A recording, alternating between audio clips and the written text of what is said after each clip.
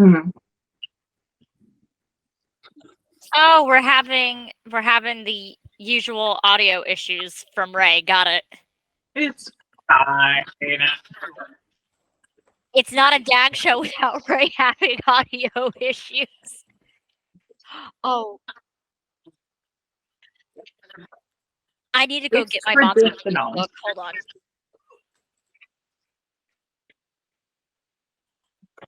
It's tradition. It is tradition to always have technical issues on DAG.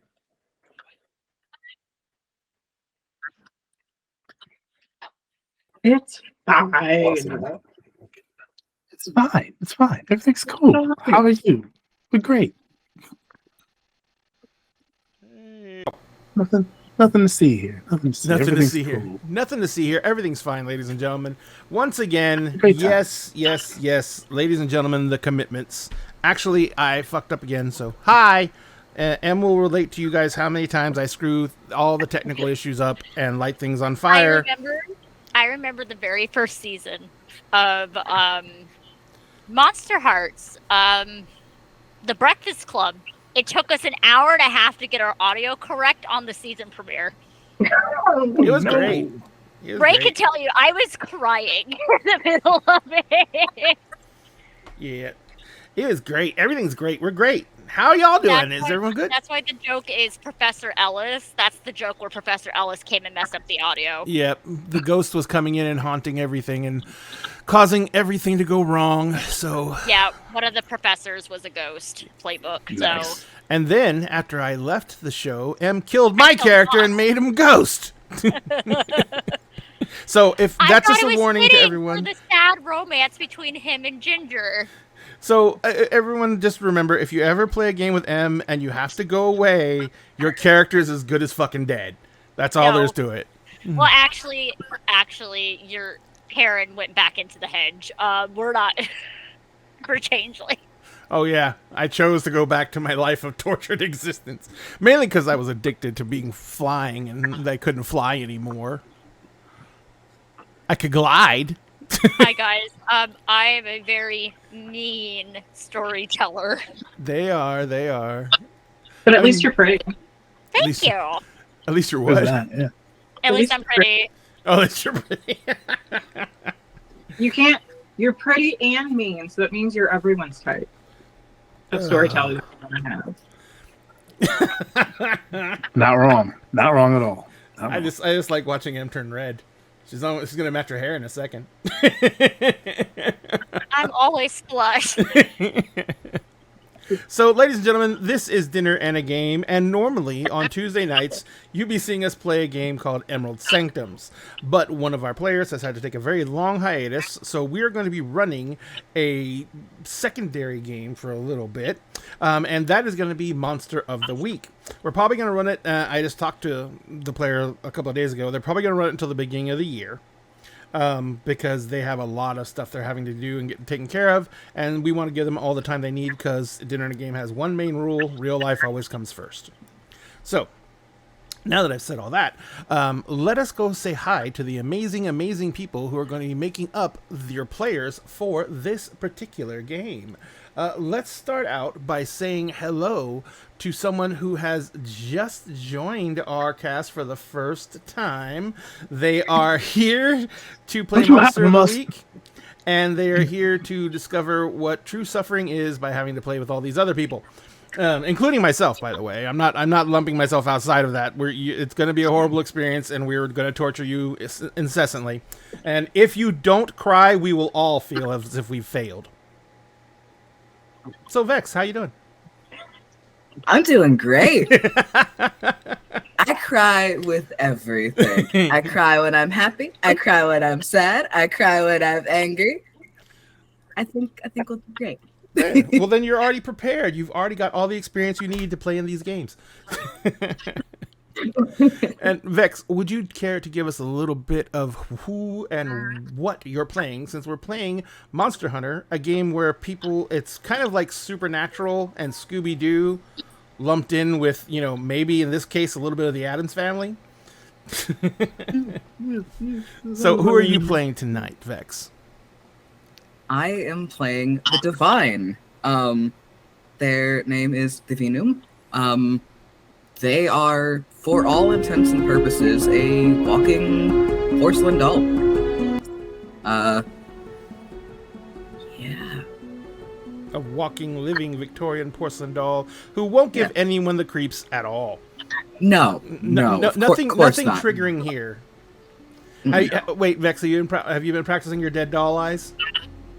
No, I have those anywhere. At least you're self-aware.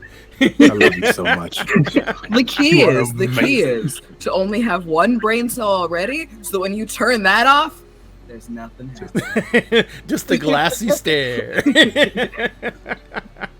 I have an emoji for that. I literally have a Twitch emote. That's cool. So let's go ahead and continue going round the horn, as it were, and we will go. We'll go clockwise this time. Diamond, Hi, that's me. how are you doing? I'm good. It rained here, so my office is humid. So if you see me pop out the fan, I'm fine. That's okay. I'm only dying a little bit. I'm sorry it got hot on you again. That sucks. It's fine. I remember last time you were here and it was just like fucking horrible. I think I looked at the temperature in my house. It was like 100 degrees inside of my house. So it was probably like a little bit warmer than that inside of my office. Because my office doesn't have like vents that are working. Oh shit. So I have a desk fan and I have like a fucking drama queen fan. So it's fine. Oh my god. That's okay. Hey, drama is drama. We'll take it any way we can get it. We just wish you were a little bit more comfortable to give it to us. I do have a question for Vex though. Uh-oh. Vex, it's tradition that whenever Ray does something that pisses you off, you threaten one of his body parts. Which body part of Ray's would you like? I've already claimed the spine. Mm-hmm. I love when has claimed the kneecaps. kneecaps. Sphinx claims something, but I can't remember what it was. Toes. I claim. Oh the yeah, you're gonna make me never have balance again. I got the fingers. What the fuck? Can I have your spleen? Yeah, you can have the. I mean, who couldn't want have my spleen. spleen at this point? I'm gonna be dismembered apparently at some point in the future. Next con, it's gonna be like I'm gonna come out of the con in specimen If jars. this was VTM, we would all be playing Nagaraja, which they eat organs. Yeah, So- organ board. Hordy. So, ladies and gentlemen, in case you didn't know, these lovely people are. A lot of them have played in a lot of my other games, so the threats fly just because we love each other. So don't be afraid for me. They're not actually going to kill me, mostly. Plausible deniability. We would not do it on air. No. But if I turn up dead and dismembered, you may have suspects. A little bit. Little bit. And Diamond, who are you Can't playing? prove nothing. I will be playing Dottie, our lovely spooky housewife. Spooky housewife. A Karen with attitude and terrifying powers. She is not a Karen. I know. She's like the anti-Karen. She's the She anti-Karen. really is. She's like a PTA mom. She's the karma of the Karens. Love it. Dottie is that person who will go into any like retail place and specifically go hunting for Karens to then go fuck up their day and make retail staff have a good story to tell. They'll meet when I go into retail places. Gotcha. So basically an autobiographical character. A little bit. Little bit. Except for this one has kids and a husband And superpowers. and superpowers. Excellent. Thank you so much. And now continuing the chart around the circle, Sphinx. How the hell Hello. are you? I am doing well. It has been a good last few days, and I'm excited to be here playing this game with you all. Yeah. Hi, everybody. I'm Sphinx Akasha, your champion of bards. And Fantasy Daddy. Oh, and Fantasy Daddy. That's right. And who are you playing for this game? I am playing one Mr. Malcolm Raziel, our executive goth spell slinger Hey! and librarian. So yes, ladies and gentlemen, you get your goth, you get your librarian, and you get your urban wizard, all wrapped up into one. There's a reason we call him tortilla. Little Magical Tortilla. There's a reason we call him Fantasy Daddy, ladies and gentlemen. You now know why. So, thank you so much, Jinx. And finally, on our tour around the table, we have Star Shard Stories.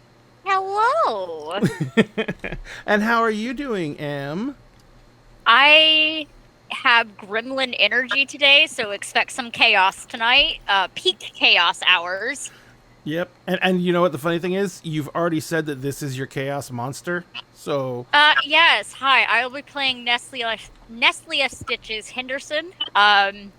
She is a monster. She is half succubus and the local big titty goth chick that works at the local electronic stores teaching older supernaturals how to use their electronics.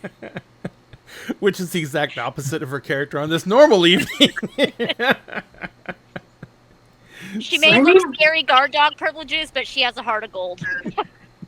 I mean, but Rose's redesign, though. Yeah. Rose just doesn't give a fuck now. Rose doesn't give a fuck. Rose is going to get exactly everything that she wants out of life eventually, if she has to kill every single other person on the planet to do it. It's true. Just to have a better imagination reborn, absolutely. It's true.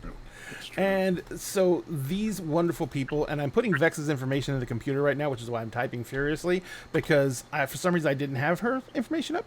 But you're going to be able to find all these people's information for all their social media accounts and everything in our chat.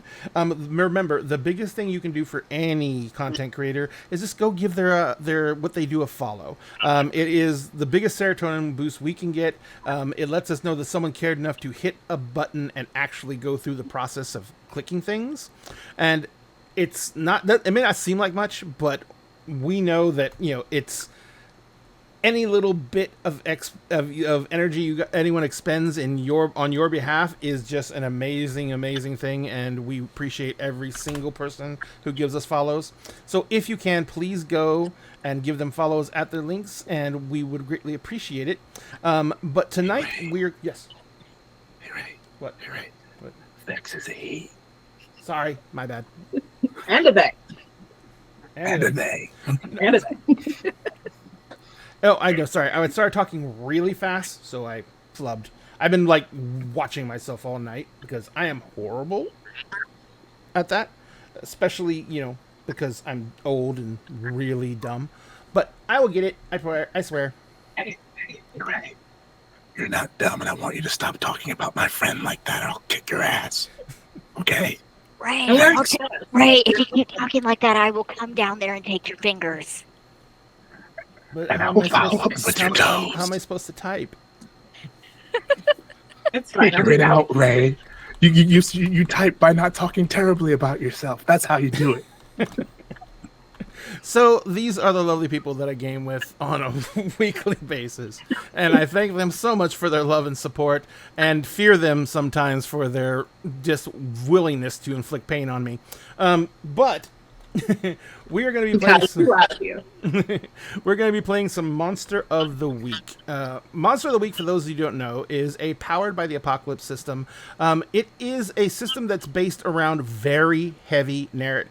As a matter of fact, as the storyteller in the group, I don't even have dice. I don't even get to roll.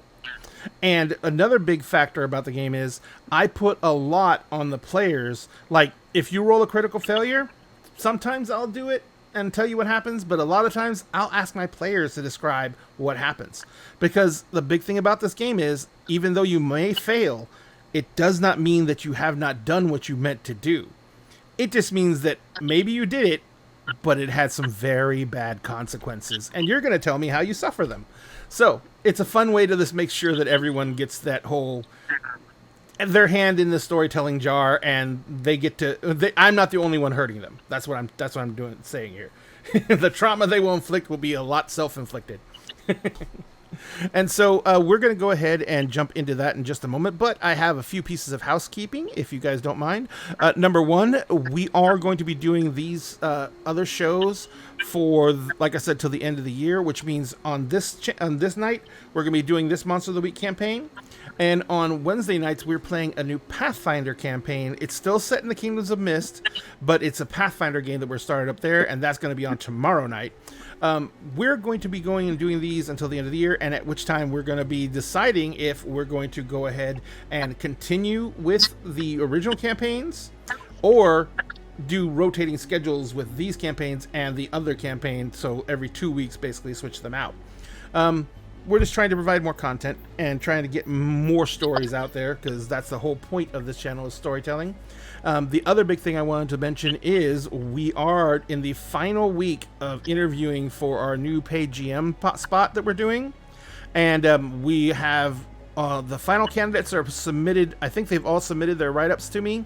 And so we're going to make a decision by Friday, and you're going to be seeing a lot of promotion coming out about who's going to be coming up as a possible new GM for Dinner and a Game, and what they're going to be running. So, and like I said, that was what they submitted. So it's going to be a really good time either way, because I can tell you I've read them all and they're very, very cool. So, but also don't forget, if you want to, M's like waving me on.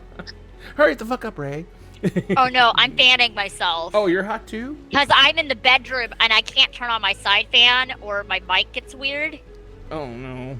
I'm and sorry. then hubby's in the office because he also has game tonight. Yes, he does, over on our sister channel, ADH Adventures, amazing creators themselves. And also, do not forget, if we are ever not on for any reason and you want to follow another incredible stream, ADH Adventures is amazing and they provide excellent content for you guys. Do not ever be afraid to wander over there. They are amazing creators as well. Finally, if you want to support Dinner and a Game, there are many ways to do it. You can go to our link tree and find all these, but one of the main ones is we have our merch, which I am wearing one of our shirts tonight, which is a very special one to me. I don't think, is it backwards on the screen? I think it's backwards, isn't it? You can read it? Oh, yeah. It's backwards on Twitch. Yeah, it's backwards on Twitch. They always flip on Twitch. But it basically says, the villain has you by the throat, choking the life out of you.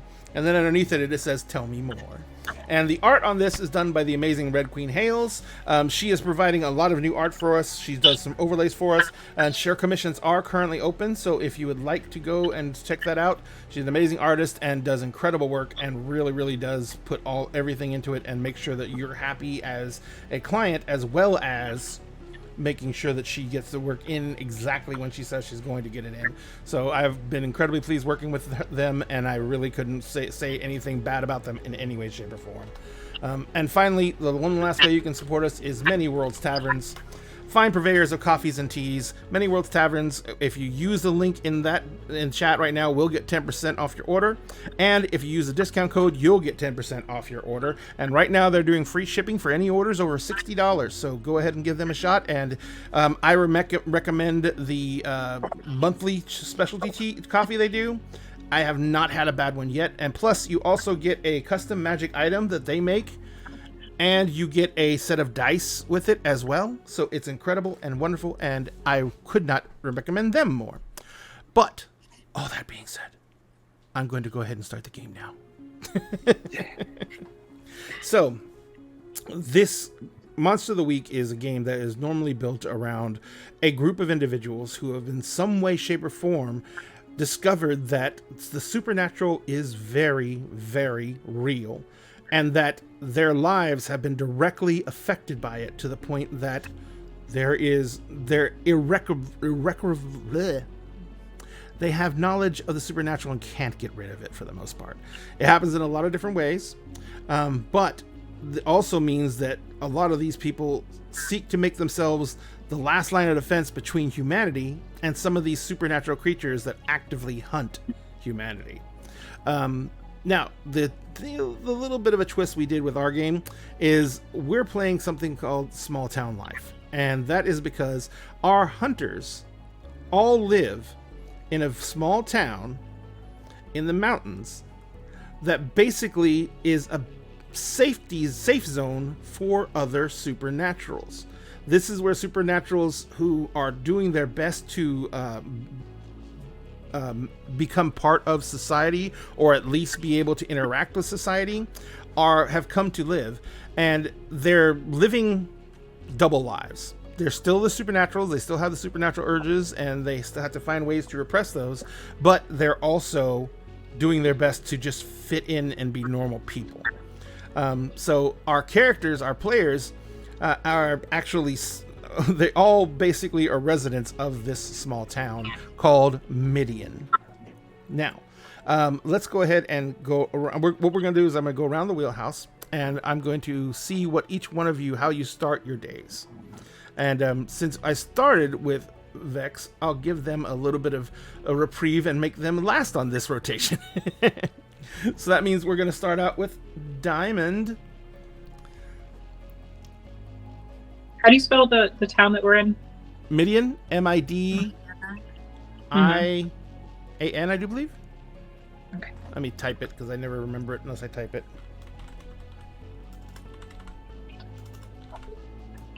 It's IEN. Midian. IEN. Okay. Yes, Midian. I love it. Ian. MIDIEN. Okay. So, are we still Midwestern? Or are we Mhm. coastal? Are we still Midwestern? we're still Midwestern. We're on the edge of the Ohio River Valley. I was gonna say I love a town that's spelled the way Wait, it sounds. It sounds. Oh. So, Diamond, for your amazing, amazing supernatural housewife, I Mhm. am assuming that you for the most part you keep your days as most housewives would. It's about the home. It's about taking care of the kids, everything like that. If the kids are old enough to go into, or be in school? Yes, Dottie has 2 children. They are actually her stepchildren because she is the second wife of the lovely Charles Charleston, because very small town, who she calls Charlie. And Charlie has 2 daughters. The eldest now being in college. She is a freshman in college. And her name is Charlize, because she is named after her father as the eldest child. And they usually do that. But she goes by her middle name, which is Michelle. And then the youngest is about, I want to say, middle school age. I don't remember how old middle schoolers are, but they are in 6th grade. And her name is, oh, I thought of it earlier. Her name is Louisa. 6th grade would be 10, 11. Mm-hmm. Mm-hmm. Her name is Louisa, but we just call her, Lou. Or Lulu, one of the two. And so with Michelle being off at college, because she's going to college out of state and mainly only comes home for the holidays and long breaks. And then Lulu is usually off at school or doing one of the many community activities provided for children in that middle school age, and being kind of dramatic and hormonal as you usually are in 6th grade, thinking that it's you against the world. Absolutely. Dottie is doing her best as the lovely stepmother to make sure that the house is pretty much perfect. The house is very much always in theme for the holidays, but it always has a Halloween twist to it because that's kind of her entire aesthetic. I was like, does Dottie have a Michael's credit card? Hold on. Do you have those studio? I don't remember what they're called, but they're like basically like the little Christmas villages, and they're like super fucking expensive. I think it's Studio 39. That's what they're called. Dottie has those all over the house, and they're all themed, and they're all themed for horror movies and movies, because of course they are. Do you have like a Nightmare Before Christmas diorama somewhere? Somewhere. It was probably the first one that Charlie gave her as a present, and she's like, "Oh, thank you," and then put it in a very special place on a shelf at the very top where you can see it, but it is not the mainstay piece. Got it. But the mainstay piece is a completely like little village scene, but it's the Reanimator movie. Oh, God. As little porcelain dolls, but it's done in the style of the little angels. Mm-hmm. So, and that's kind of on one of the display shelves. So yes, Gotcha. Dottie spends most of her day basically being the typical housewife, cleaning house, running errands, getting groceries, shopping online, lots of shopping online. And Dottie spends a lot of time in her she shed, usually doing some sort of arts and crafts thing for whatever PTA fundraiser is coming up. And pretty much doing her job as a stepmom. Gotcha. And she does talk to the ex-wife. I was about to ask. Yes, Dottie is friendly with the ex-wife because usually it coordinates with like, oh, like, do you want the kids for this holiday? Do you want them to stay here? Do you want to come here and stay with us for the holiday and visit the town? Because it's one of those, like, you went away to college, but then you came back and, you know, lived the rest of your life in this small town. Gotcha. Because it's what you're comfortable with. But she moved off to some big city with her new girlfriend, so it's fine. The girlfriend being the reason why the divorce happened. Friendly divorce. Finally divorced. It's a friendly divorce. It's 2023. You know, awakenings happen. Yeah. You discover some stuff about you and your bestie, and you might decide, you know, want to make good on that pact you made when you were 13. If you and I are still single, Yeah. So, and yes, Grindolf, we call it dinner in a game because it was how we started. A lot of us do eat during the game. There we go. I actually managed to finish before the game, and but yes, we normally do have everyone eating during the game because we play at dinner time, and we play for 3 hours, so we play right through dinner time.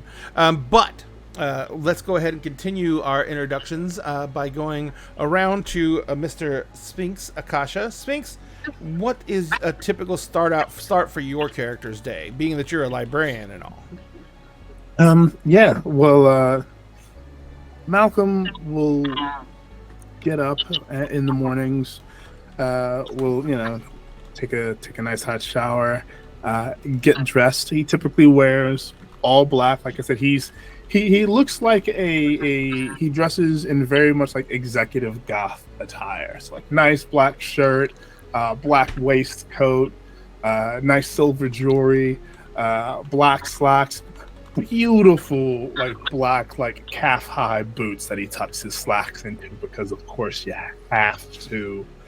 And a nice like long black like almost like a suede pea coat with a beautiful black satin scarf with like red lining. He ties his hair back into kind of a ponytail. He has a pair of glasses that he wears absolutely for show. They do nothing for his eyesight. They're completely for show. He will make himself some French toast. Will make himself a pot of tea, which he will inevitably pour the entire pot into a black thermos with like that has like a skull engraved on it or something, and will like walk the maybe 2 or 3 blocks from his apartment down to the library that he runs, and we'll open up and start kind of getting things ready for the day. We'll turn on the computers and what have you, and he's probably got some some Duran Duran or Joy Division, or more likely some he is a big fan of anime theme songs that have been covered by jazz musicians playing in the background. So he probably more than likely has a jazz band, already a jazz theme for like the theme song from Lupin the Third playing in the background as he gets ready. He looks like at first glance you might find him a little bit scary, just because how severe he can look. But he's also just probably one of the most friendly, maybe not the most upbeat, bubbly people you'll meet, but he's absolutely warm and friendly and earnest. Excellent. Thank you so much. Yeah. And so let's continue going around. M. Stitches is her nickname, correct? Oh, you're muted still. Excuse me. It's okay. Fuck. Okay, hi. I have a problem forgetting that I mute myself. Yes, her nickname is Stitches. And what is their normal routine? Because you are human passing as well. Correct. You only really get... it's only when you are hungry Get or... hangry. I Yeah, get hangry, or when you I'm get using hangry. magic, or using magic. Or you get really, really mad. Yeah. Yeah, but, Stitches is, a ball of sunshine, whether people like to say that about her or not. Whether there's any people left to say that about her or not. Usual day, get up around 1 p.m. because that's the whole vibe. Get ready for work, which is probably a god-awful, brightly colored t-shirt that she doesn't want to wear. Does she live in retail hell? She works at an electronics store. Oh, yeah, that's right. Oh, my God. I forgot. So sorry. Probably some little mom or pop electronics store. And I think it's this god-awful, tie-dye shirt that has, the logo of the store on it. And then, all of her rest of her goth aesthetics that she usually wears. Go get her coffee. Take it with her to work, and yes, it is the most sugary, sweet coffee drink in existence. As it should be. As it should be. Probably have to deal with some of the usuals who don't know how to use a DVD player or a VCR, because she starts most of the older ones off with a VCR.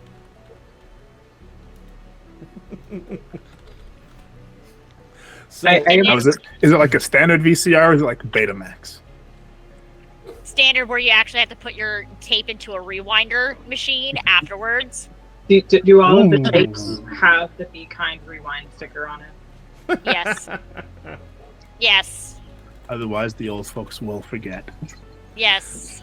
By old folks, we're talking about the vampires. Anyway. And other immortals. But the vampires are probably definitely the most common. She also takes her dad lunch every single day, too. Aww. So, one quick thing. Are you going to come up with a name for the shop? No. Okay, good. Can I? Yes. The name of the shop is Pop's Incredible Technical Space. Or Pits. Hits. Okay, you know what's bad? My brain automatically associated with Pita Pit. That used to be a big Indiana thing for pitas, and they don't really make them anymore. The stores all closed down. They're used. Sorry, ladies and gentlemen. We don't know what happened right there, but it did happen. Streamlabs just locked up on us. We really apologize for that, but we are back, and let me make sure there's nothing else. I'm gonna kill. No, there's nothing else. Okay, good. I just want to make sure I have all my tabs closed and everything like that. All right, so ladies and gentlemen, we will allow Vex to continue to describe their characters' divinum and their typical day.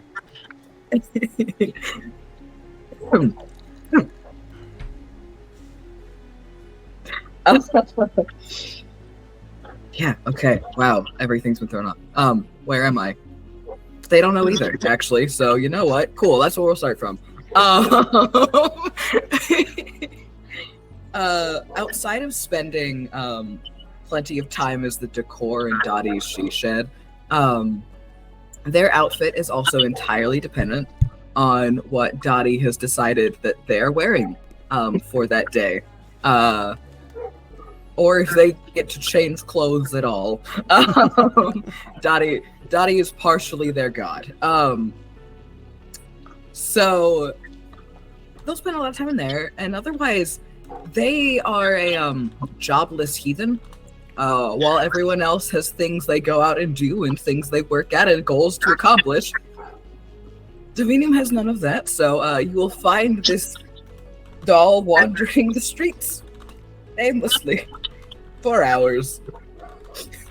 Now, does Divinum, when they go out in the streets, do they actually like attempt to cover up their odd appearance, or do they just walk the streets?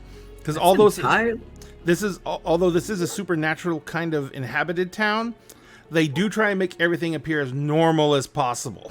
That is entirely up to Dottie. Would Dottie have taken the time to explain to Divinum that they may not want to go out in the streets and toddle around and just like, thank you for the cheer, Tiger. I think Dottie has capitalized on the fact that, one, Dottie looks very much like rockabilly, like goth meets like horrorbilly aesthetic. So Dottie is very much like vintage fashion, fuck vintage values. Got it. Because has like Dottie basically looks like the actual love child of Dolly Parton and Elvira that the internet wants to happen. Right down to the split dye of one side being jet black and the other side being bottle blonde. And having big hair. So Dottie is kind of the town weirdo because, you know, while she is on the PTA and does a lot of like community work and is very involved in her children's lives and has a loving husband and is like the typical housewife, Dottie's also just weird to everyone that's normal. So I think capitalizing on that fact, Dottie has made two kind of rumors circulate. One being that she has a very young cousin who is in town, who has who is very shy and very not used to people. So the cousin likes to wear a porcelain mask. And the story behind it is basically that, we just, my love for horror movies, I might have shown them a horror movie and they got very attached to a boy who lives in a wall that wears a porcelain mask. And so they've kind of taken on that aesthetic and they really like, fashion. So I just want to give them the best life possible in a supportive environment. And other times, like Dottie is a known collector of oddities and has a bunch of porcelain dolls as decor in her she shed. And gets like custom outfits made for a lot of them too, for different like functions. Like you want to have a tea party, like usually the girls all come over to Dottie's house and bring their kids and they can have a tea party with actual dolls and actual tea sets. So also capitalizing off of that, this is not probably like out of the weirdness, this is just more weirdness. And to kind of push that a little bit further, Dottie had a custom horror themed stroller made. Oh man. For Davina. Oh man. Makes me so happy. And like completely like, and it doesn't look like a stroller, it looks more like a wheelchair. And to help with also help with navigation, to give accessibility to this cousin that is staying with her. That is kind of what it is. But it is very much like, so Divinum doesn't have to try to work like the wheels. Like Dottie will kind of help with it. Got it. And there's also a remote controlled RC car. The kids' RC car. But you might see Divinum riding dirty in. So Divinum... It looks like a hearse. It looks like a hearse also. Just Davina, I need to ask one question about your physical attributes. You said you got like joints and everything like that are mobile and can pretty much be bendable and everything like that. Do you have, on that situation, do you have the ability to like articulate fingers? Is it that Yes. point? Okay, so it is a situation where you have the ability to actually represent some movement, and so you're basically not doing the mannequin thing of toddling back and forth, you actually walk. All right, excellent. All right, so Divinum, given that there is, that you are now considered just to be a member of Dottie's household, that you basically have a lot of freedom here. Now, Divinum, you did not, you showed up with like no memory, right? No, I have memory. Oh. I've never been here before, though. Oh, okay. How did, I don't know where this place is. Yep. So you basically are kind of like placed in different places. Do you remember what your last placement was? Yes. What was it? I can't talk about that yet. Oh, okay, no problem. All right. So, Let's just say this is my first earthly placement, and we'll leave it at that. Excellent. That is a wonderful way to start that. So, all four of you have met each other in the past in some way, shape, or form. And you all know what type of town you live in. Either you guys moved here on purpose, or you grew up here, or in the case of Divinum, you disappeared here. And the main problems that Midian has is not the fact that there's a bunch of supernatural creatures living here. It's the fact that they do their best to make sure that there's no exposure of overt supernatural activity to the straights that live in this town. They do their best to keep them in the dark. But it doesn't always work. And one of the ways that they have found helps them keep this situation under control is they do have hunters that actively live in this town, which happens to be the group of you. Now, the hunters are not necessarily there to kill everything that goes bump in the night. They're there for when certain supernaturals get out of control or revert back to their much more basic nature. The normal situation is to capture and restrain in order for people to get together and figure out what to do. But you are basically also, if the situation requires it and your hand is forced either to defend yourself or to defend innocence, you are kind of an authority within the town. The supernatural side of Midian has a city council that corresponds directly with the real life city council. The difference being that there's no humans, technically, straight humans, on the the supernatural city council. They even meet in the same room. The city council just meets during the day, and the supernatural council meets in the evening. So basically, 2 governments, 1 city, 2 populations. Kind of a day watch, night watch scenario. Pretty much, yeah. So you guys are only called on when situations get bad, and usually because it's such a small town, 1 or 2 of you will have some kind of foreknowledge that something's happening, because someone in town will be whispering and talking about it, because although strange things happen in Midian every single day, some things are just really strange and get the whole town talking. Now, so Stitches, sorry, I just love the nickname. You basically work retail, but I'm assuming you've been there for a while at Pitt's. Since high school. Gotcha.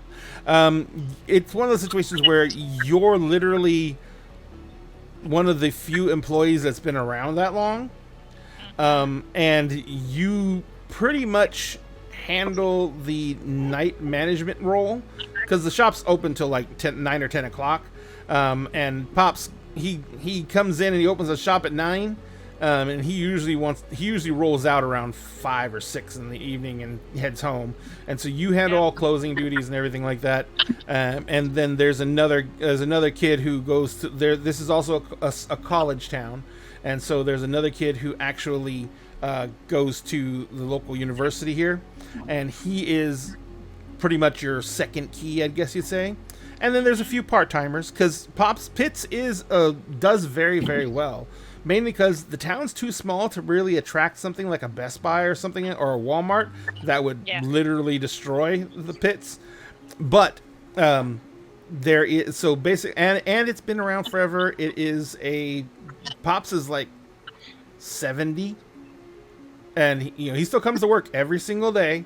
He still opens the shop on his own every single day, and he still like treats you like you're 18 every single day. Mm-hmm. So, but yeah, so you've been doing this for a long time.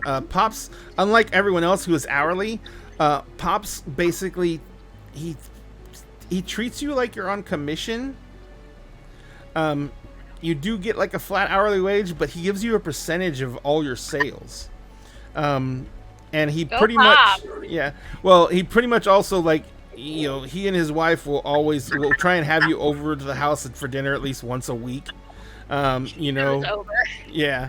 And his wife dotes on you. She's always asking you when you're going to get a boyfriend. And then actually a few years ago, she started saying, "When are you going to get a boyfriend?" And you're like, "Eh." And she's like, "Or a girlfriend, we're not that old."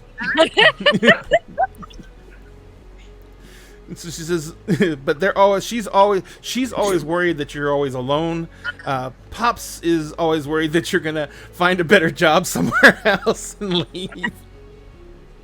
So, and they don't have any kids. His wife never was able to conceive, and they actually never found out why. They kind of were one of those weird couples where they were like, "Meh, we'll go on vacations to Europe every summer instead." And so they pretty much were, very much content with themselves. And it's just been a whole thing of lately. It's, Pops has been talking a lot about, when we're gone, you're going to be the only family left. So you're going to have to continue the family business. And how would you react to something like that? React to what again? Pops lately, because they're getting much older. Pops has been saying, when we're gone, indicating himself and his wife, you're going to be the only one to run the family business.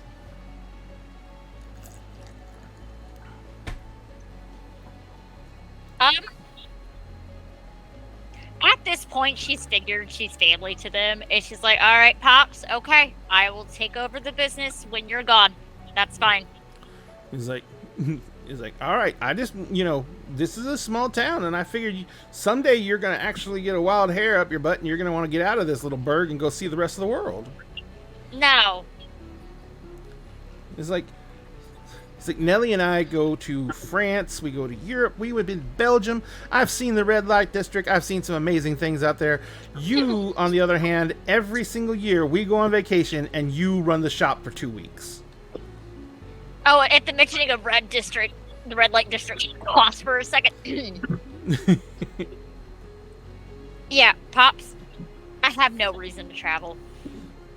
He's like, I don't know. It's a big world out there. I just don't see why you'd want to lock yourself up in this little place. Who's gonna watch my dad? He's like, he gives up. He kind of is like, all right. He says, I'm going to go head home. You wrap up and lock up tonight. Tell Ma I said hi. I will. It says Sunday. Sunday. What time? He's like, 4, usual. By the way, they're not open on Sundays. Yeah, you want Dad there this week? He's like, if he can make it. All right. He's like, so as you are finishing up, wrapping up the event, with the last few customers that are coming through the door, getting all the other employees out the door, getting everything counted down in the usual rigmarole that you now do like on absolute autopilot. As you're doing that, you know that you locked the door after the last employee left, because you were getting ready to set up the night drop, and you usually make sure the whole place is locked up when you set up for the night drop. You basically hear the front bell on the door ring, like someone came back through the door. Now, Malcolm, who is your second key, he does have a key to the store, and he was working that evening, so, your first thought is he must have forgot something and let himself back in with a key. Malcolm, did you fucking forget something? No sound, no noise. You're back in the office. She'll get out of the office. So Head towards the front. You get out of the office and you walk around to the front of the front door, and you see a short figure standing with the light from the street coming through the glass doors that lead into the shop, silhouetting it. And the figure is standing there, and it's got this very large pointed hat that ends in a tassel that you can tell that there's a ruffled brim on the hat. The face is completely shrouded in shadows because all the light's coming from behind it, and you've got the rest of the lights in the place shut off. And so it's standing there, and its arms are down its side, very much in a very locked and rigid position. The fingers are all splayed out. The legs are spread apart exactly shoulder width and planted on the floor. You can see that on the ends of the wrists there are ruffled cuffs on each wrist, and there's ruffled cuffs on the end of the pants. And you notice that the shoes they're wearing, and the only reason you see this is because they're long enough, they actually come out from its shadow. The shoes they're wearing have curled tips that come back and around. Son of a bitch. Did them college kids know me? It's about 3 feet tall. She's gonna look to see if it's one of those gardening gnomes. Like, I don't know if you know the term is Oh yeah, the trend of gnoming. Just putting a garden gnome in somebody's yard. are you going to turn the lights on? Oh yeah. All right. You click the lights on, and there is a porcelain doll of a clown standing there. Rictus grin, where the grin comes all the way up into the cheekbones. Huge, over-exaggerated teeth. Very squinty eyes. And as the lights come on, you can see from the eyes that there is like almost a glow that dims down. Why does it have to be fucking clowns? Why? Why? It's just standing there. She is gonna try to pick it up and move it. Get it out of the damn store. Gotcha. You go to pick it up. It is insanely light. Okay, Like, you cool. pick it up and you're holding it, and like, you can feel that it has like limbs and everything like a doll does. But when you lift it up, you're expecting some heft because it's 3 feet tall and it's got a porcelain head and porcelain hands, which porcelain's not super light, and especially something this big. And so when you pick it up, you literally go to bend down and put your arms around it and lift it up and put some effort into it, and you almost toss the doll. Oh, I am so sorry, sweetheart. I don't know if you can. I don't know. You're just a doll. You're just a doll. I'm sorry. I almost chucked you. I didn't mean to, even though you're a spooky ass clown. You are just gonna go back outside. There is, as you're saying this and you're walking towards the door of the doll, you're kind of holding it like in a baby position, but it's all stiff. It's not moving, so it's kind of weird to hold it in the baby position. And as you're walking towards the door and you're kind of turning your back to push on the door to open it up, you see there is a little string around its neck, almost like a necklace, that has a little collar on it, a tag on it. All right, let's see who the hell you belong to. She's gonna lift it up. It says, "Happy birthday, Divinum." Who the fuck is Divinum? They don't work here. Work here. She doesn't even go here. What in the absolute hell? She's gonna just open the door, All right. put it in her car. You take it out, put it in your car. I'm putting it in my Where car. do you put it in your car? Give me the baby. Hold on. It's a bean. All right. Thank you, honey. Close the door, please. She's putting it in the back seat, and she's gonna be very careful and buckle it in. He buckles it in. Yes, I'm buckling it in. It's really weird because the doll doesn't seem to have joints. It's like a porcelain doll. It's straight arms, straight legs. It only has like these kind of articulating hips where you can turn the whole leg straight or down, and the articulating she's gonna shoulders. Gently sit it down. She's gonna gently sit it down, and she's gonna look at. All right, I'm gonna finish closing up, and then I guess I'm taking you home until I figure out who the hell this person is. But you still scare the shit out of me. But it's fine. It's fine. And she's gonna go back in to do the rest of the closing duties. All right. You go back inside. She locked the car. I'm sure you locked the car. You locked the car. You got some pallets out of the back and leaned it up against all the doors. Okay, so you go inside. You finish closing up. It doesn't take you very long because, like I said, you were down to the last bits. You come back outside. Is it out of the goddamn car? No. Okay. You come back outside. When you come outside, the first thing you notice is the car is running. What the hell? The keys aren't even in the goddamn ignition. She's holding up her car keys, staring You reach at for her your car. car keys in your pocket, and they're not there. What the absolute fuck? She's gonna go to her car, try to open her car door. Opens right up. The doll's in the passenger seat. And its left hand is held out straight like this, and it's pointing at your navigation.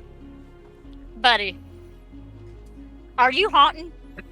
Buddy, if you just need to talk, just fucking talk. Is just sitting there. Dead doll eyes, staring straight forward.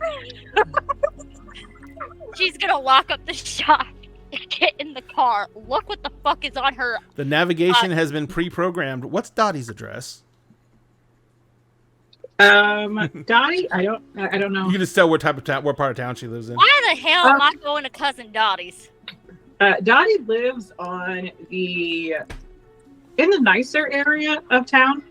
Dottie has basically a old style manor kind of look to it, but it's all like painted very much like it's red brick that's been restored and like dark stained woods, but lives in the nicer area of town and has like it's not a gated community. It's as close as you can get to a gated community being in a small town. Like Dottie probably lives in the same neighborhood as like the mayor. Gotcha. I guess. Or like the important townspeople, because they usually all kind of together. So Dottie lives in the nice part of town. The nice part of town. So you see that it's your cousin's house. Why the hell is it going to Cousin Dottie's house? All right. You know what? Fuck it. We're gonna go. She's gonna call Dottie on the way there. Put her little thing on Bluetooth. Gotcha. So Dottie, it's about almost 10, and your phone rings, and it's your cousin. I'm gonna say that Dottie is probably like finishing up checking on Lulu to make sure she is actually in bed and actually going to sleep. Has confiscated all of the book reading lamps that she could find. That she could find. All of the kids' electronics are like all of her electronics are basically set to be in sleep mode right now, and Lulu knows she needs to be asleep, and her little butt needs to be in bed. She doesn't need to be asleep until like 10:30, but her little butt needs to be in bed, winding down by 9:30. I was gonna say, and she doesn't adhere to that at all. Nope. And so Dottie just checks half-heartedly, decides like, what day of the week is it? Let's say it's Tuesday. Okay. Decides half-heartedly, like, Lulu probably had like soccer practice or something today, and it's fine. Are you is Dottie counting on the soccer practice to at least burned off some of the energy? Yeah, it did. It woke her up more. And so, like, she kind of half-heartedly, like, makes a show of opening the door to give Lulu time to hide under the covers, pretend to be asleep, obvious snoring noises.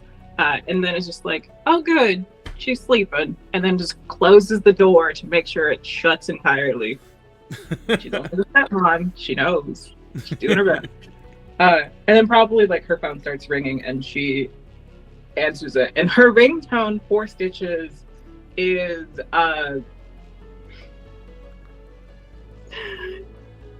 pick a song from Rico the Genetic Opera. Oh shit. Grave robbers. Yeah, it would be grave robbers. So it's gonna be basically just the hook of that song. Yeah. And looks context. What? Why in the Dark Lord's name is Stitch calling me? Answers and puts it. Honey, I'm about to put rollers in my hair. What do you want? Apparently a doll showed up at my store. And it's for, yeah, and somehow my GPS glitched out and took it to your house, and the doll was pointed at my fucking GPS system. What? Yeah. Do you have somebody named Venom there? It's apparently their birthday. Devin could tell me they had a birthday. And Dolly is like walking around the house, laundry basket on one hip, drops it, goes downstairs, starts heading towards like the front door, unlocks it. It's one of them creepy Harlequin doll things. Oh, I think I got one of those. I think I got one of those on order that was supposed to come in. Maybe they just sent it to you instead of me. Yeah. Okay. I think the damn thing's haunted, but okay. I mean, Devenum's basically haunted too. They'll be fine. What? Basically haunted too. What do you mean haunted? Wait a minute. You know who Devenum is? Who? What the fuck? Oh, do you not? Oh, I forgot. You don't talk to the rabble rousing guys first. No, they're scared of me. Yeah, it must be nice. So basically, do you remember that PTA fundraiser we had where Malcolm came and brought some stuff to donate, and we had the little grumpy, grouchy lady from the antique store was going to donate a bunch of stuff to raffle off and basically fun new outfits for the football team. Miss Hannigan? I think so. I just call her crusty bitch. I mean, that's what everybody calls her behind her back, but honestly, she does make a mean-ass apple pie, though. She insulted my cooking and said it was store-bought. When the fuck did this happen? You don't. You slept through it, remember? Shit, I did. It's fine. You work all those night shifts. But yeah, so Devenum is, as far as the townsfolk know, Devenum's one of our cousins that is younger, on the younger side, and just has a real nervous, don't really talk to people much, and got one of those like anxiety things where they don't want to show their face. So right. They got really attached to this horror movie I showed them about a boy who lives in a wall with a porcelain doll face. There's a very long silence on the phone. It's a good little movie. We'll have to sit down and watch it. You can come over. We can have drinks. But we can do that Saturday. What are we doing? Midnight margaritas? Yeah, we're gonna do some midnight margaritas. Okay, I'll get the good tequila this time. Absolutely. You're not bringing that shit tequila in my house again. Hey, sometimes you just need shit tequila. At least, you know, it's better than the time that I brought the vodka, the Mountain Dew, and the Kool-Aid. The bullfrog. We do not speak of that time anyways. So at that fundraiser, basically, one of the items, Krusty Bitch Hannigan had candlelight. In between me giving her food poisoning and Malcolm running off before the single moms got their hands on him, poor soul. Yeah, the little doll disappeared and then ended up in my she shed. So wait, you actually remodeled your she shed? Yeah. Also, so you're telling me you have a real life fucking Pinocchio in your shed? I mean, the Venom's not made of wood, but I mean, like, oh, but you'll have to come over and meet them. I got them the cutest little RC hearse, and I just got done restyling it. I got little rims put on, they spin, and they got little bats inside them. All right, I'll be. I'm like 5 minutes down the road. I will be there in just a second. All Okay, right. I'm doing lots. Charlie, so you can just walk in. Lily should be in bed, probably. You're- in her. You're roboting up, Diamond. Huh? You're roboting up the connection. So X, are you that- okay? You're like dying inside. so that part was very creepy, Diamond. Sorry. It's okay. But yeah, Charlie's awesome kind of business trip. He went and I think this trip might have something to do with those narratives that are do with that. I mean, I keep with that shit. But you can come meet them. Lulu's playing her cross and animal. She's so I don't Nope. know. You're roboted out again. I tell you what, let's pause that scene. Break. Let's pause that scene because more technical issues. Yay! And let's jump over to let's go over to Malcolm. Real fast. Malcolm. Yeah. The library closes at 6.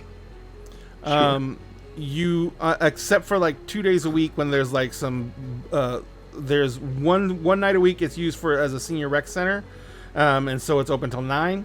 And another night it is actually utilized by a local circle of witches, and they use some of the because as we talked about in the beginning, you're like kind of also a historian for the local area. And the library has a lot of old stuff from the founding of Midian. Midian, being that it's in the Ohio River Valley, Midian was founded like in like the early 1800s. But as a settlement, it has been around since the basically for a long time, and it is pretty much got a long history of supernatural events. It is in the mountains. It is in the Appalachian Mountain, the northern range of the Appalachian Mountain Range that borders up onto the southern side of the Ohio River Valley, and it pretty much is a small town situated in a very, very verdant valley that has like just about anything you could want there. There's a natural spring that courses through it, and there's a lake. And it basically has been able to become like this hideaway. And very quickly in the history of the states, it became pretty much a hideout for supernatural creatures because it was very easy for them to come here, find a very easy way to live, and as long as they didn't need to actually actively hunt humans, they could basically make a life here in this settlement and try and pass as human beings. And since people rarely ever came up here, it was very easy to keep out of the public eye. Yes. We have a hydrate. Oh no. Hydrate or dihydrate. Oh hey. What is up, Weasley? But yeah, so when you took over the duties as a librarian here, you're one of the people were you one of the people who moved here or one of the people that was a resident here? I moved here. Yeah, that's right. 2 years ago, right? Yeah. Yeah. And so you moved up here mainly because your life outside of this place has always been fairly difficult with your abilities and what you do. And this is almost like a temporary retirement or a sabbatical. I wanted some peace, fucking quiet is what I wanted. Yeah, because once it got known that you in the hunting circles that you were a spell slinger, and you would constantly get calls to go out on this X mission, Y mission, anything that people felt they would be aided with some kind of magical backup. You were constantly getting called, which meant that your normal life because you do have a PhD. You're a librarian. Your normal life was destroyed. So Midian was one of the places that you discovered in your days as a more active monster hunter, and you've taken several trips here, and you got to know the local librarian, and pretty much you guys talked it out, and he wanted to retire anyway, and you basically made arrangements to disappear from the real world, and you came back here and became the librarian for Midian. Since then, Midian's proven to be fairly active, but not in any way you've ever had before, because it's not necessarily you having to come with a crew, guns blazing, to save everybody. It's more like you having to go down to the local butcher shop because the werewolf and the wereboar got in a fist fight over who got the last cuts of veal. And so, there was a very large, bad fist fight that broke some walls, and you had to go down there and help cover it up. Yeah.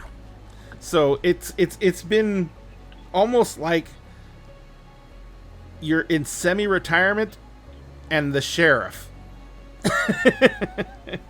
Sure.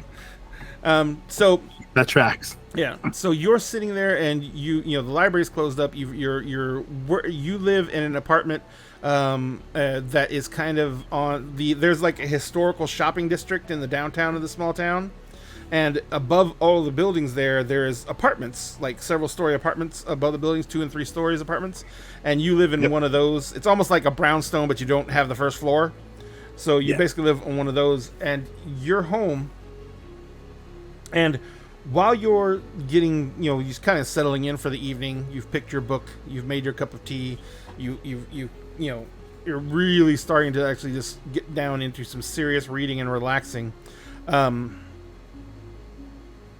What type, as a spell slinger, do you have anything that you do to, like, protect yourself?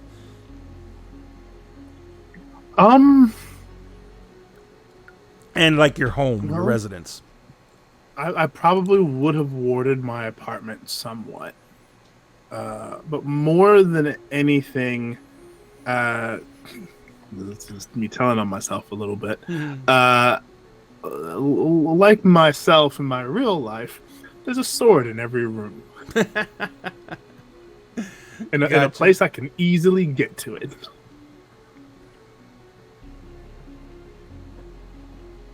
Like that. Gotcha. I'm also looking at your abilities and that. And with with advanced arcana training, you definitely would know the basics of warding. You would be able to, you set perimeter wards that are designed to let you know if anything's coming. You're fairly confident in your ability to defend yourself, and so you don't do much more than that. Mainly because there are a lot of supernaturals who know you as a friend, know you as someone that is in the community people go to for help, and so you didn't want to put wards that would damage supernaturals around your place because your neighbors might come over and get zapped. Yeah. So you basically are sitting there, and you can feel the perimeter ward that goes around that covers the front door. It's basically just a circular ward on the door using the door frame. You feel the ward warning you that there is some kind of supernatural creature coming up the stairs.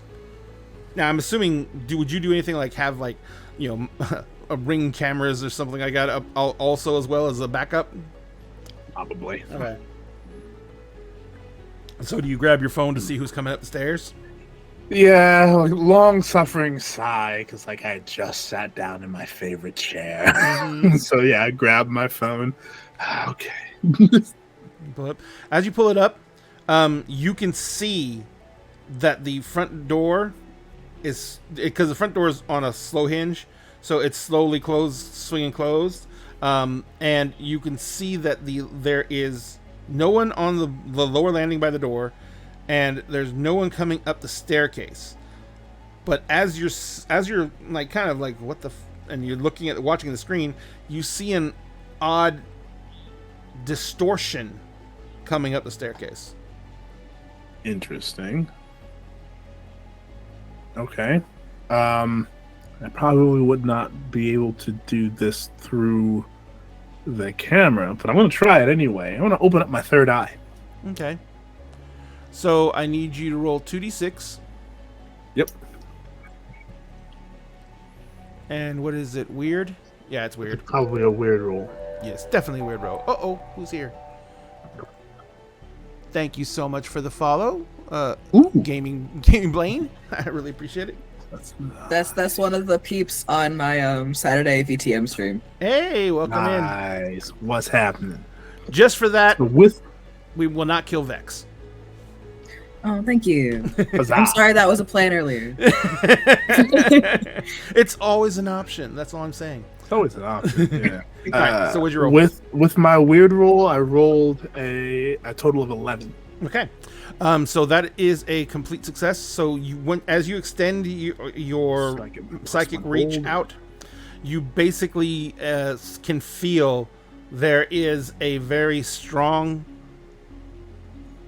presence outside the door in the hallway. The third eye allows you to see that there is a spectral image of a humanoid shape. And it's standing outside your door. And as you're watching it, its hand comes up and kind of moves towards the door. And you hear knocking on your front door. Huh. Well. And Malcolm will just kind of watch what's happening on the phone, and then he hears the knocking. Shit. And turns off the app, walks over to the phone, takes the tea with him, puts the book down, walks over to the door, and next to the door, on his side of the door, there's one of those like umbrella stands. There's a couple of umbrellas, there's a couple of canes, one of which happens to be a sword, and there's also an actual katana sitting in the canes, in the umbrella stand. The umbrella stand. And as you walk up, he's like, "Oh, that's where that went." And like he so many quick. swords in the apartment. You lose them every now and then. Every now and again, yeah. Okay, just like real life. I have 3 swords under my bed right now. I've got 2 under my bed and a dagger under my pillow because why not? He just kind of walks up to the door, takes a sip of his tea, and just kind of looks out the peephole. As you look out the peephole, you see a man in very pale, very gaunt, very sunken cheeks. He is got a very, those straw hats that you always see the quartet groups wearing, the barbershop quartet groups wearing. He's wearing one of those. Yeah. He's wearing one of those. He is dressed in a black and white pinstripe suit. And he has and he's standing outside, and you can see that his hand is still up, from the knocking position. And I think the eeriest thing about him is that his lips are incredibly thin, and almost like there is no lip. And his eyes are very sunken. Okay. And right as you are kind of taking all that in, because all you can really see is the upper torso portion. Right as you're taking in, right as you okay.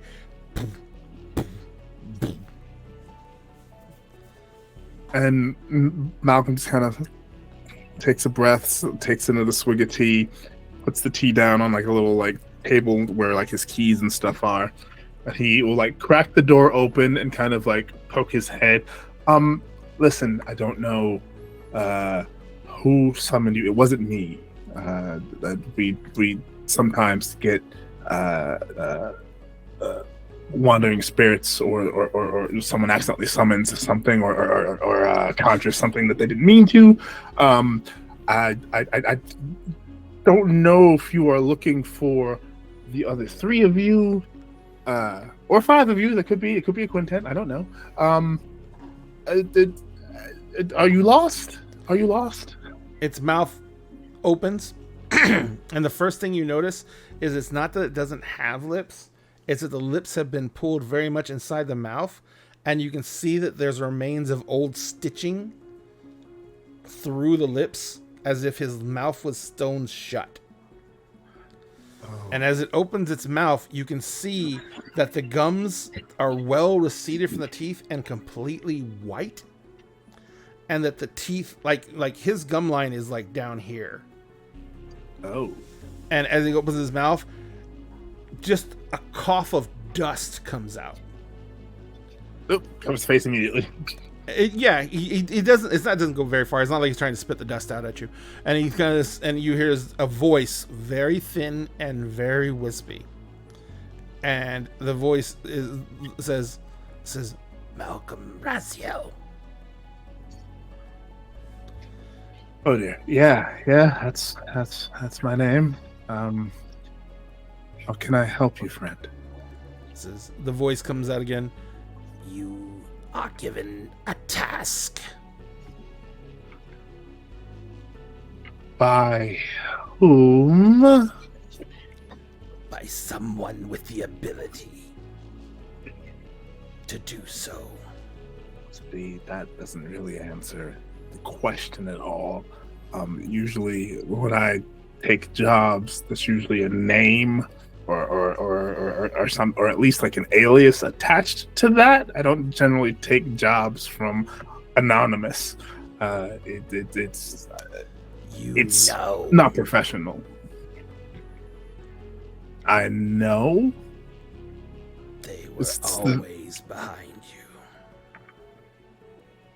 Oh, for fuck's sake.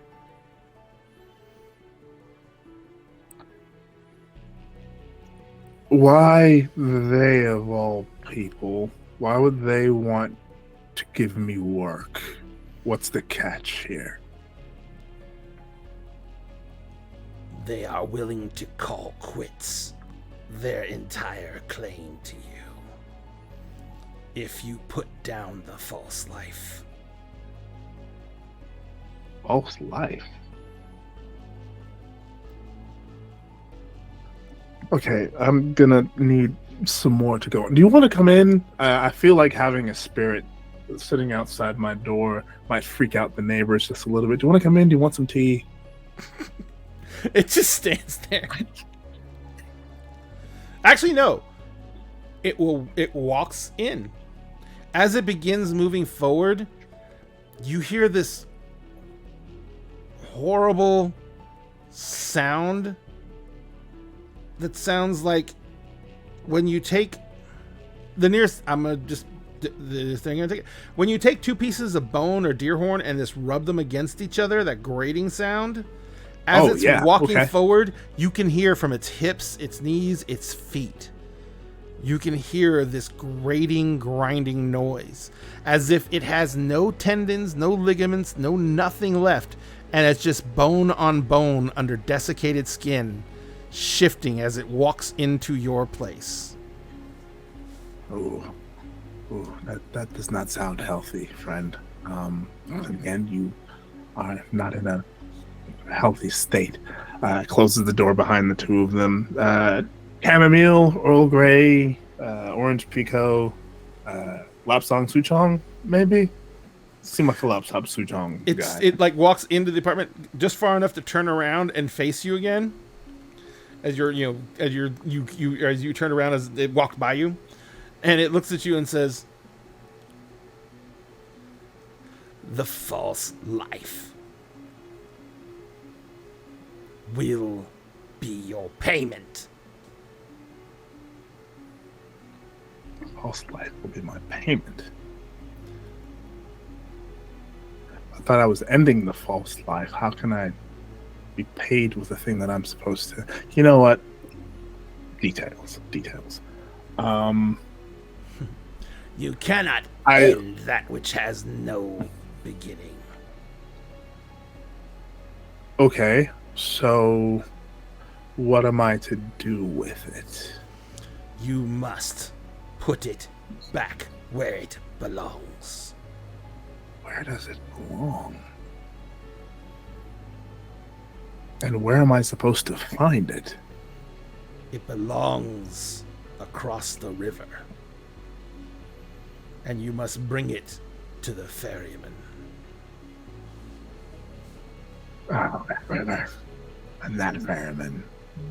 Am I picking up what you're putting down? Is it the river and ferryman that I think you're talking about? And it kind of just like, it just lifts one hand, and you hear all the creaking, and kind of like gestures to itself. Yep. Okay. Well, I haven't talked to John Khan in a very long time. Sure. We're about due for a tea date, I guess. It reaches into Okay. It reaches into the vest pocket of the suit it's wearing, and it pulls out what looks to be a completely fresh, brand new piece of folded paper. It always surprises me to find out that spirits, ghosts, wraiths, specters have pockets. And he takes the paper and he opens it. As you unfold the piece of paper and you look at it, there is an address. And the moment you unfold the piece of paper all the way, the thing collapses. The head even rolls off. Listen, you didn't have to. Now I have to clean this up. Okay. All right. Maybe I shouldn't have invited you in. But then again, the neighbors would have freaked out if this is. Oh, you know what? It's fine. It's fine. I invited you in. It's good that I invited you in. I just have to clean this up now. Is there like ectoplasm and No. It's actually lots of dust, and you can see as when the head snapped off, like all the muscle tissue is all desiccated underneath it, like it's been dried out for like centuries, and not centuries, but decades, and like there's like the jaw pops off and it's barely being held on. This thing Does is the head just become a skull no by any chance? It's this. Also, there's still Yeah, the skin just kind of like breaks like tissue paper. interesting. Maybe I'll call my friend in the next town over, get him to lend me some of those beetles. And he'll take the skull like very, very like respectfully. And we'll place it like we'll find like a shoebox for like or the box that his boots came in actually, and we'll like put the skull like in the box, close the box for later. We'll like write a post-it, like take a post-it note like possible skull for later. Slap it on the box, and then we'll like wipe up the what he can of the dust, and then we'll vacuum the rest up because Malcolm keeps a clean house. Yep. And basically, it's kind of like dust, dry chunks, bones, and old clothes. Musty old clothes. Gosh, maybe I should get into necromancy. And a decent-looking That straw would be hat. interesting. I'm gonna put the straw hat with the box, and everything else he'll like we'll put in like in a separate like trash bag, and like set it next to his trash bag, like very respectfully. Respectfully. It's like I'm gonna very respectfully put you with the trash. yes. But like, in case it has to reconstitute itself, it does not have to come out smelling like whatever's in my trash can. Because sometimes ghosts that take the form of the dead do that. I don't know. Malcolm's trying to cover all of his bases, and then he will look again at the address on the paper. Now, did you have connections to Dottie, correct? I do. Was it to the familiarity that you would know Dottie's address? I think everyone in town knows Dottie's address. Probably, yeah. The address is for Dottie's house. Oh, Dottie.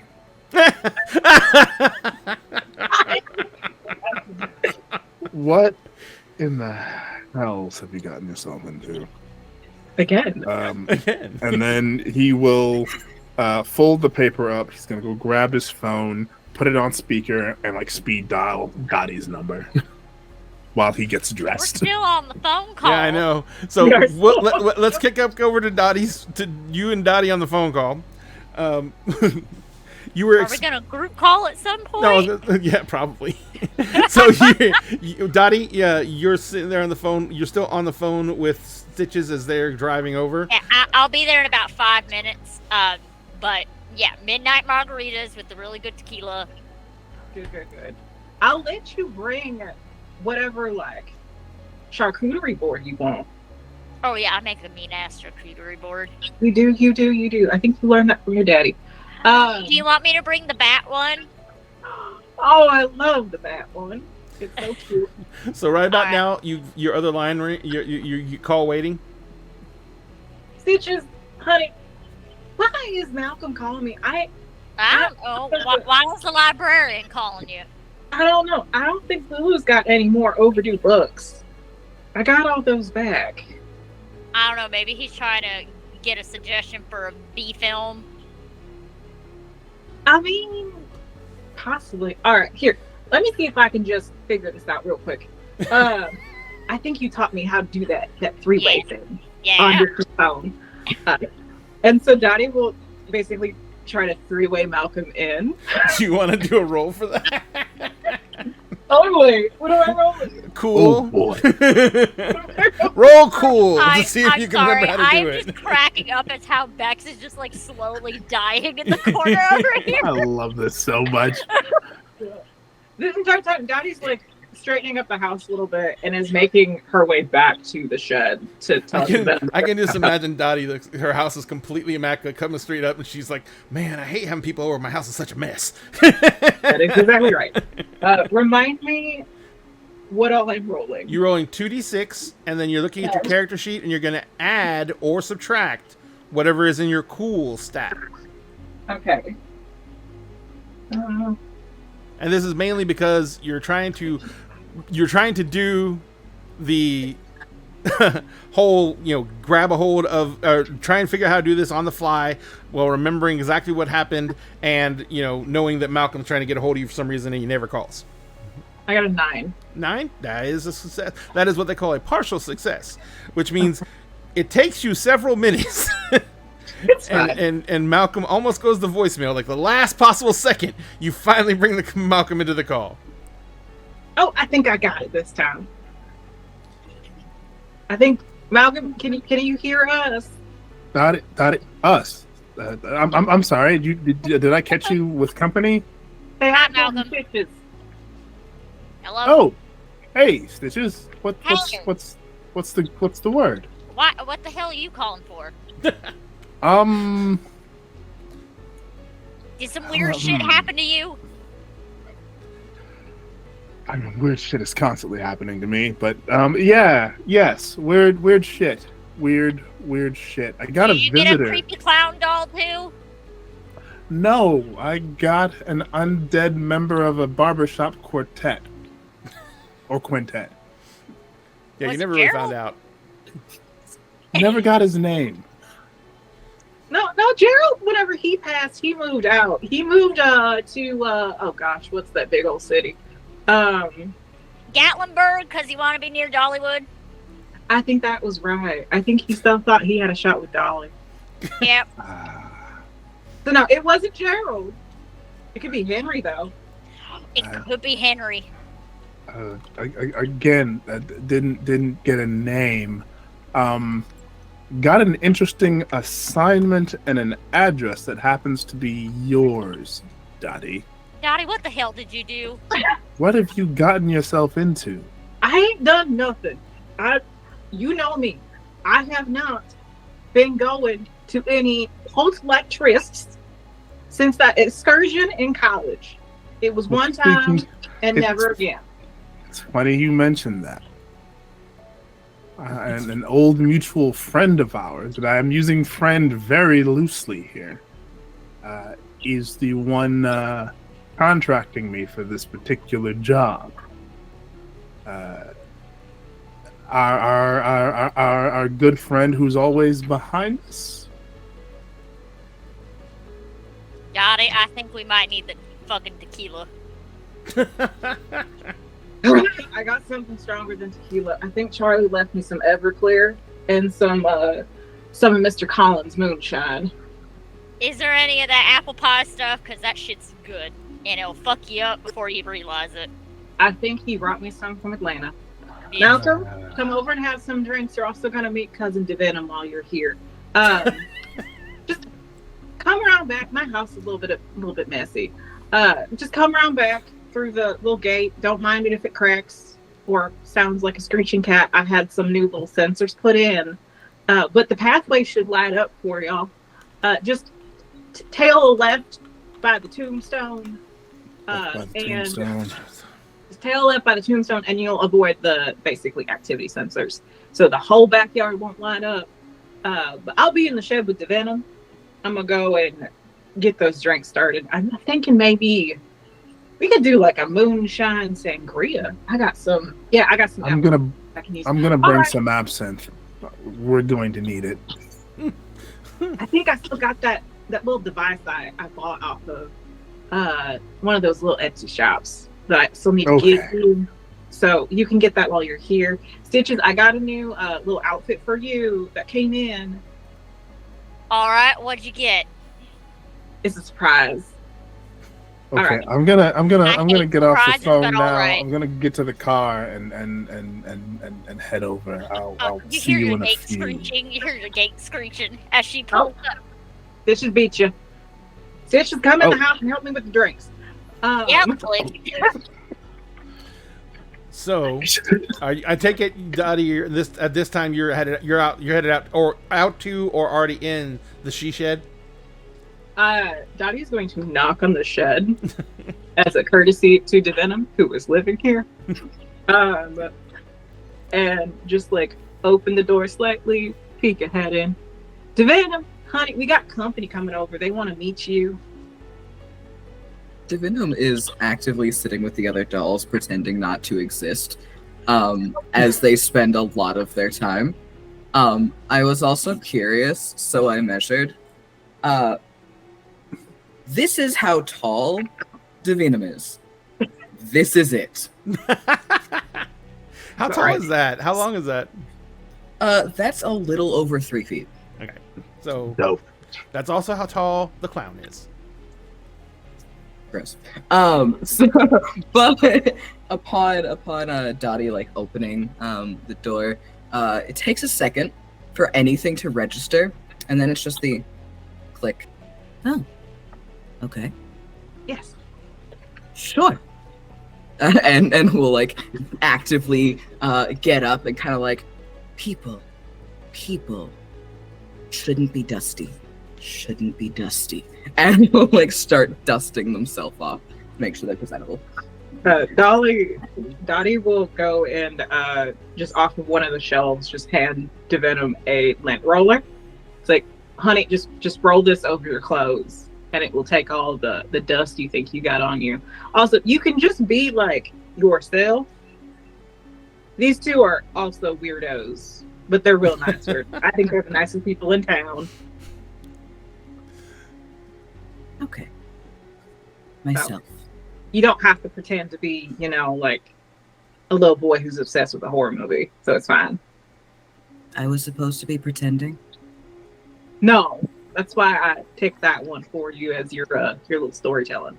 You didn't tell me today was your birthday. I'm sorry. I would have bought you something special to wear. Birthday? Yeah, that's why my friends are coming over to meet you. Apparently, one of them got a gift for you or something that ended up at the store she works at. Stitches should be here any minute now. And Dottie's gonna just like look back and like look out the door. Stitches. She's heading up to the shed. I've never been born. And she's carrying the creepy clown doll.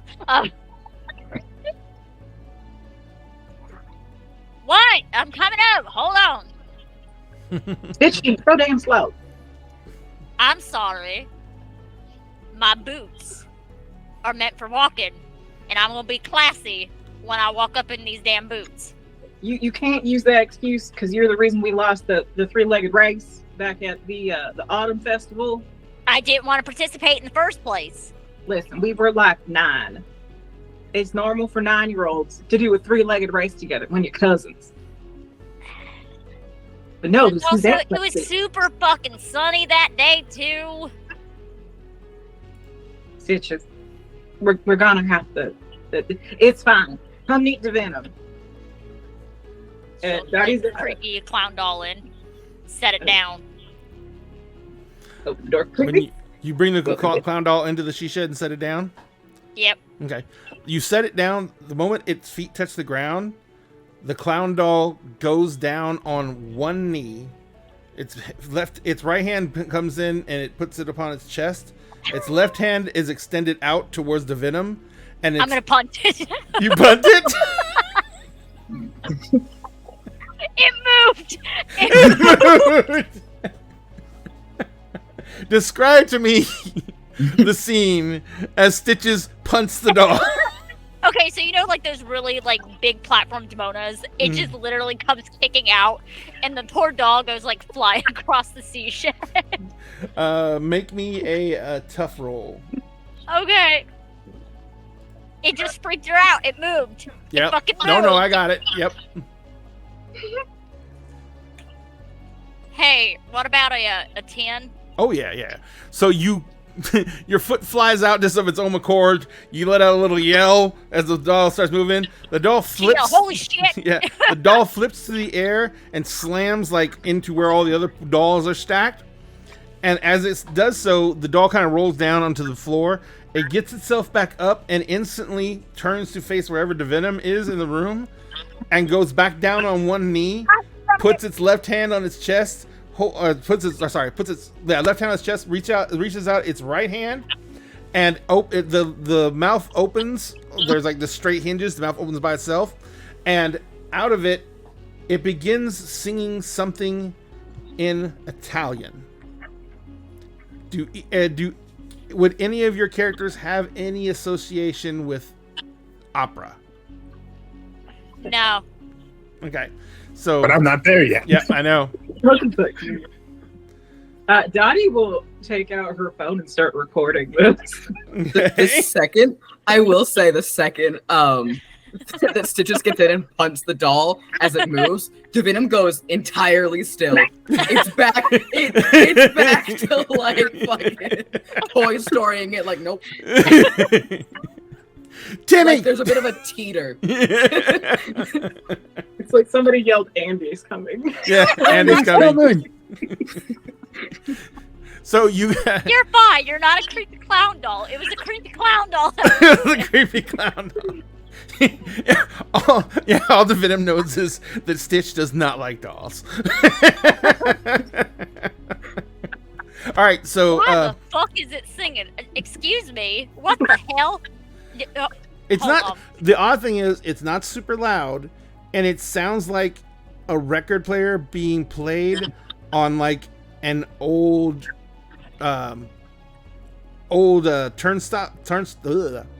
turntable with the old megaphone that comes out right off the needle. Yeah. Oh, that's how we were just talking about those a couple days ago, and I can't remember what it's called now. Shit. So Phonograph? yeah, a phonograph. Yep. Thank you. Yep. It sounds like it's playing on an old phonograph. So it has that kind of tinny sound to it. And it goes through the entire song, and then it stops, and the mouth just closes back up, and it's still just sitting there, standing there motionless. Stitches, what the hell did you bring into my shed? Malcolm, you've gotten to the house. I guess you're coming around back, I assume. Yeah, you can see like the bright headlights through the window as the car kind of comes around and like parks. Comes around the drive. Comes up into the driveway. Yeah, and I get out of this like. I'll just describe the car because I'm so happy about it. Malcolm gets out of what looks like a 1933 Bentley. Love that. And for those of you who know him, it's a car that he's painstakingly restored himself, even though like when he started this out, like he knows nothing about cars and he knows nothing about modern cars. This car he knows everything about. Aw. So he gets out of the car and he cuts the ignition and what have you, and is like walking up to the. Is that singing? That's weird. And he knocks on the door. Is the she said door still open or is it closed? Slightly adjacent, because I don't think we got to the point of closing it because the doll fucking moved. Okay. Well, It just punched Mal will come up to the door and will like knock. Hello. Daddy will just open it, still recording the doll. Hey, Dottie. What? That's the creepy clown doll. I punted it. It moved. That's new. Yeah, it's a fucking creepy clown doll. Like, I don't mind the rest of Dottie's dolls, but this one's just fucking creepy. Listen, I have good taste. You said it moved. It moved. Wait, I can show you. And so Dottie will like stop the video and then play the video for Malcolm. Malcolm, what is Malcolm's experience with 17th century or 18th century opera? He has a love for most opera, a particular penchant for Gilbert and Sullivan, but you know he likes opera. Period. Okay. So he may or may not know what this one is. Thank you for the cheer. I will. Make me a sharp roll. Okay. For this is kind of investigative mystery, so. That's going to be an 8 total. An 8? Okay. The melody is incredibly haunting. You recognize it, but you can't really place it. But you know it is a very significant historical opera. But it's just not your genre of opera that you mainly enjoy. But you're pretty sure, like, if you know what, you're pretty sure if you played that for Google, it would know what it is. He's like, start that again, and he will pull out Soundhound on his phone. Yo, And we'll, we're not we'll sponsored, open but we're Soundhound. willing to be. Hey. So you pull out the app. You begin playing it again. The app takes a few moments, and then it basically shows you that this is the opera Pygmalion. Oh no. Okay, that is like honestly one of my favorite operas, not gonna lie. Huh. I thought I recognized that, but Pygmalion, huh? Mm-hmm. Okay. Make me another sharp. Actually, make me another sharp roll. Oh, you said that out loud. Sorry. So I'm assuming that at this point, Dottie and Stitches would have no concept of what that is. What the hell is Pygmalion? Is it about pigs? What the fuck?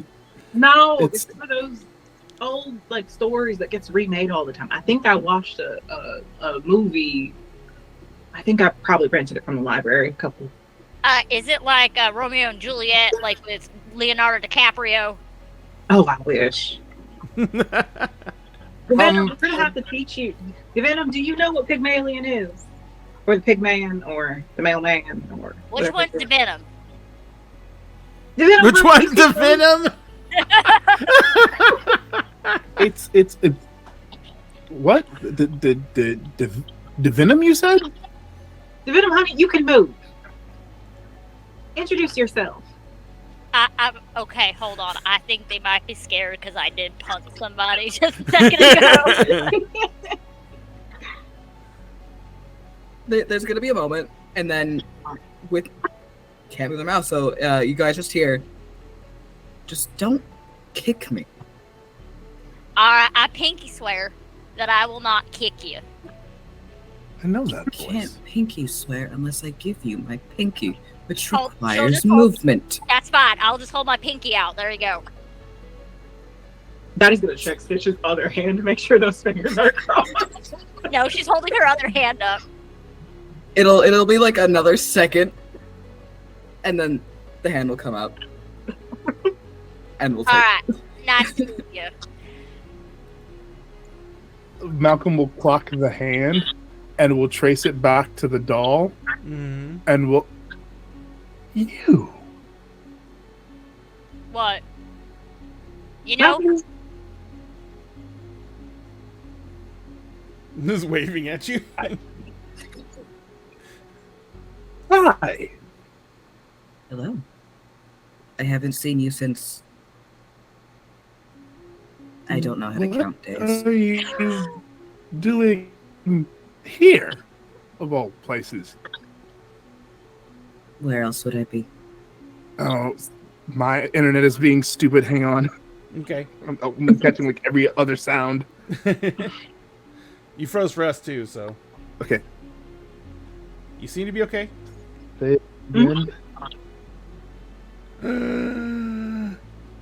I think we're fine. Say that again.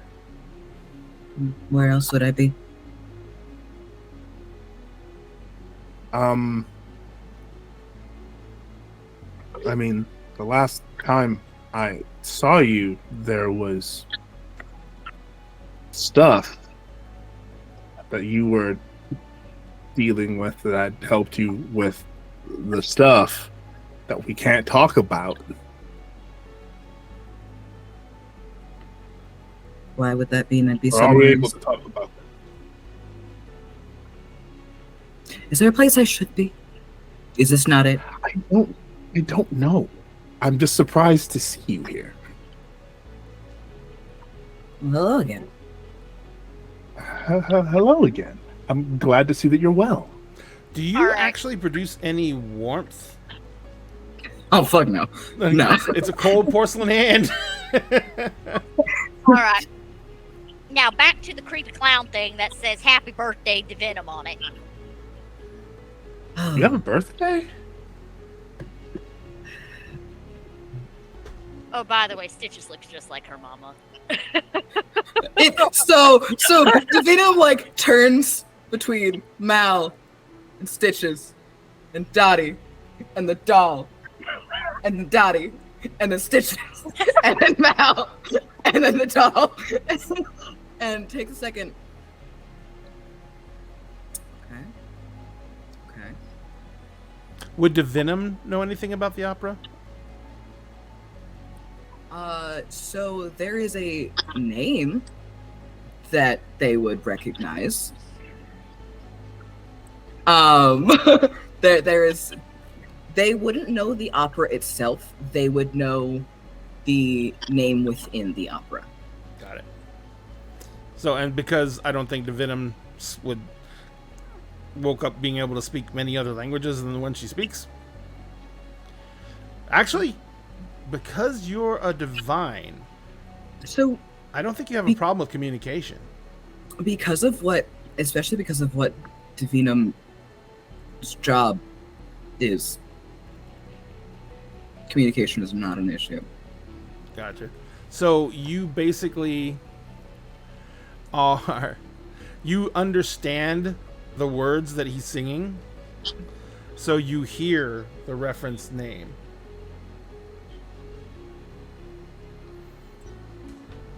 Okay. You hear what the singing about, what the singing is about, and it's actually singing the second stanza of the opera, which is the part where the statue is brought to life, and he shows up to bless the union. All right. So, I've never been born. I don't have a birthday.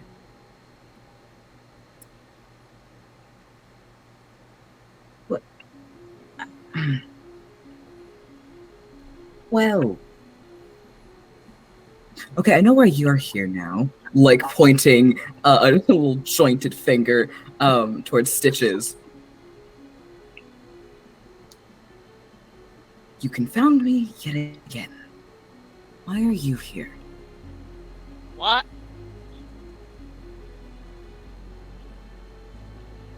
Towards Malcolm. Yes. So I'm actually here because of Dottie.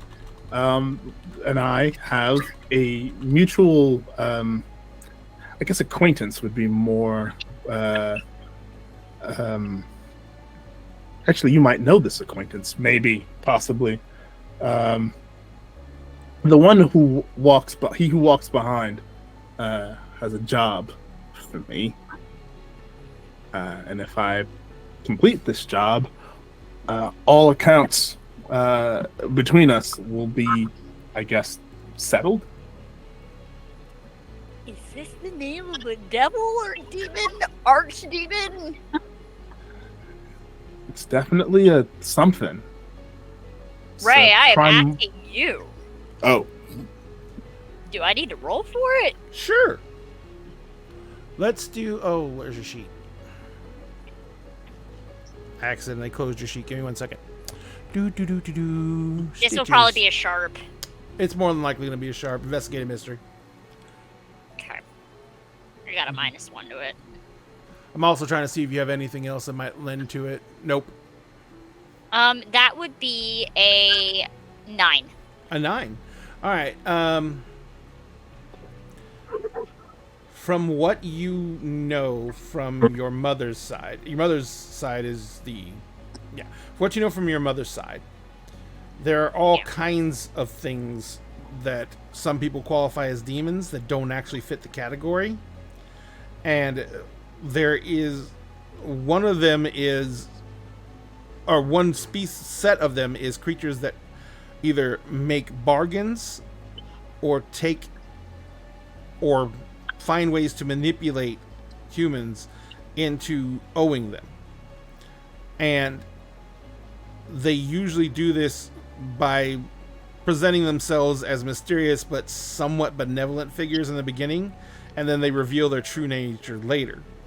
And he who walks behind is a very common representation. There's he who walks behind, there's the shadow behind me, a whole bunch of other names for it, but it's the name of a spirit that basically seems benevolent at first, tries to, pitches them the concepts of I can help you, give you power, and then usually makes some kind of deal with them that ends up fucking the person who made the deal. Okay, so they're technically a lesser demon, not like on the level like my mom or something. Nah, for your qualifications, they would be something outside the demonic. Okay, so they're Yeah. outsiders. Yeah, Well, because they have their own agendas. They don't stick to the agendas of the demon folk. all right, so all right, at least it ain't no devil went down to Georgia bullshit that you got going on. no. Long story short, Dottie and I met because I may or may not have saved her life from said outsider thing. All right. That said outsider thing then now has a grudge against me, but is apparently now willing to settle said grudge if I do this thing, which apparently also involves some kind of false life being here. I see. All right. So, continuing on. I'm gonna go make drink. I'll be right back. And Dottie, just kind of at the mention of how Dottie and Malcolm met, is going to quickly go to the house and actually get together basically snacks and treats and things, but then also the aforementioned alcohol. And Dottie's gonna stop by a very special shelf in her walkway and just pat the one of the figures on it and just say, "You and I might need to have a little talk later." And then walks back out to the shed with a big old glass pitcher that is basically an ombre of black into silver, and then a full tray of just snacks and stuff, and then a bunch of plastic Solo cups with little bats on them. Little bats on them. And Well, that's as Dottie comes back in with snacks, that reminds me that I need a drink. So we're going to take a 10-minute break as we get refreshers and everything like that. We will be back in 10 minutes. Thank you, everyone, for joining in tonight. And we hope to see you back here in 10 minutes. We'll see you then. Bye.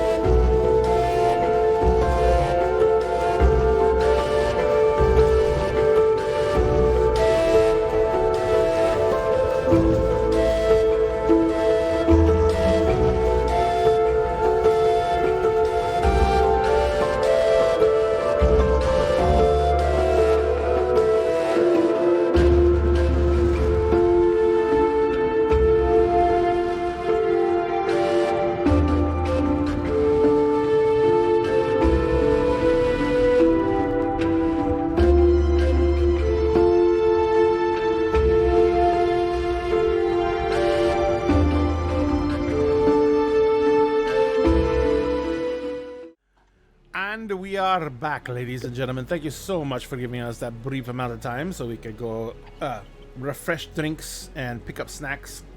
I managed to pick up a pork chop. A whole pork chop? Well, they're thin cuts, so. Okay. But I picked up chili. bump. Chili rocks.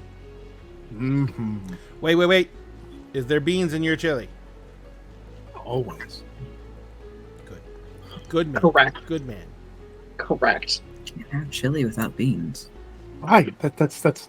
I feel like that was a silly question, but apparently it's No, not, no, because apparently there are heathens out there who don't put chili Okay. beans. There in might their be chili. one You know what's funny? in this You know what's funny? very At call. Gen Con, Spinks and I actually had a similar conversation at Gen Con about how we cook our food. And I was like, no, you should see my spice cabinet. I'm like, he's like, what? I'm like, oh yeah, I have like a ton of shit and everything. And I'm like, dude, I make gumbo on occasion.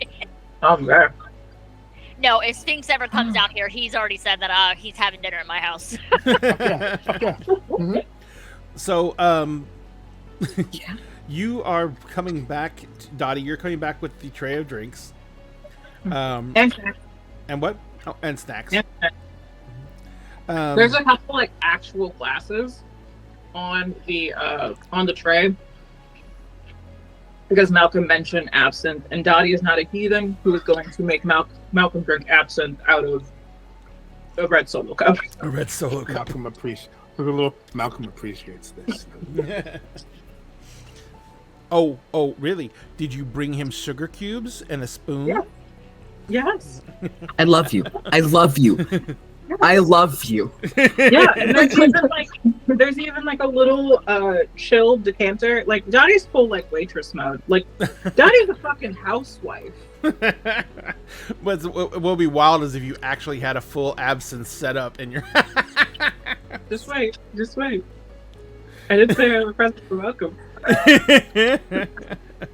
All right, So so then you walk in to this conversation and just like start putting things together on this like really nice dark wood table. And it is usually like for the adults to sit at while the kids have a tea party outside. Mhm. And start setting everything up. And then he goes to one of the closets, because there's two of them. One is now Divinum's closet. And then the other one is just like a storage area for like crafting supplies.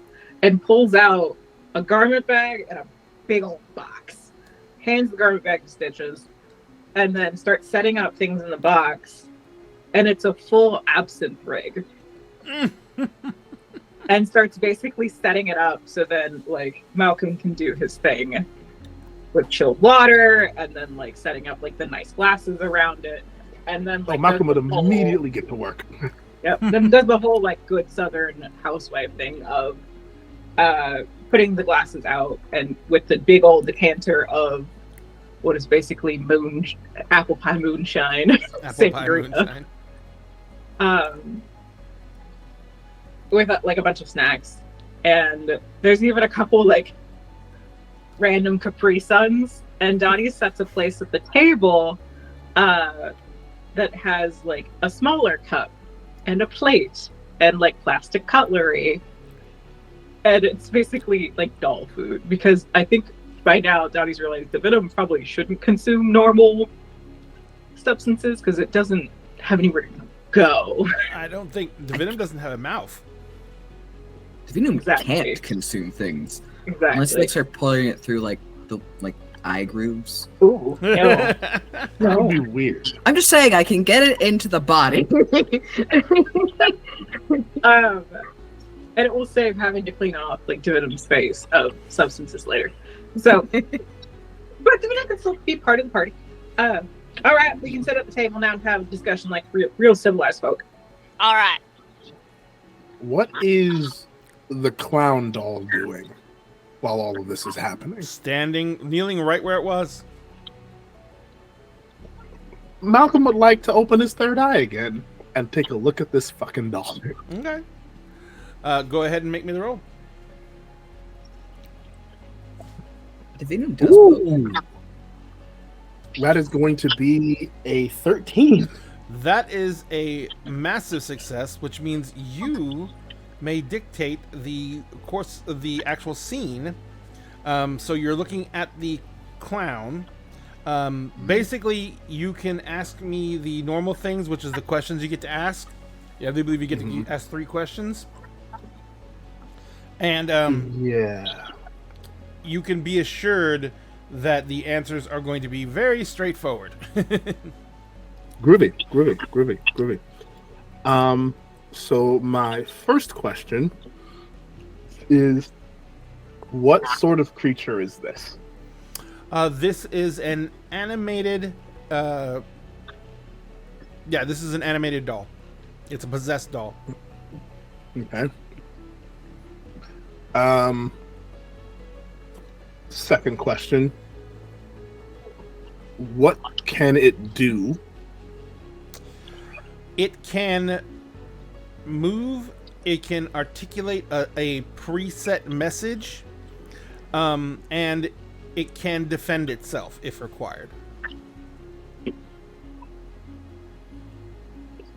And I guess number 3, what is being concealed?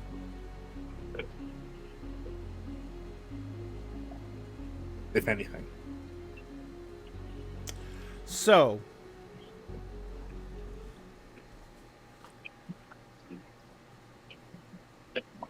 the only thing I think of that could be being concealed is who it would have been sent by, but there's really nothing to identify that.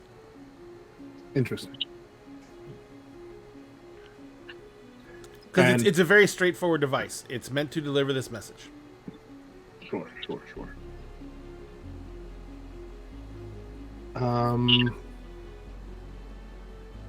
Advanced on a 12 plus. Okay, not just the listed ones. Cool. So, final question. Mm-hmm. Is this the false life I was told about? No. Interesting. Huh. Malcolm closes the third eye, kind of leans back. So, your Stitches, your doll here is possessed, but it's possessed by something that seems to have its own set programming to deliver a message. Which I'm assuming, and looking at Divinum, I'm assuming it has delivered.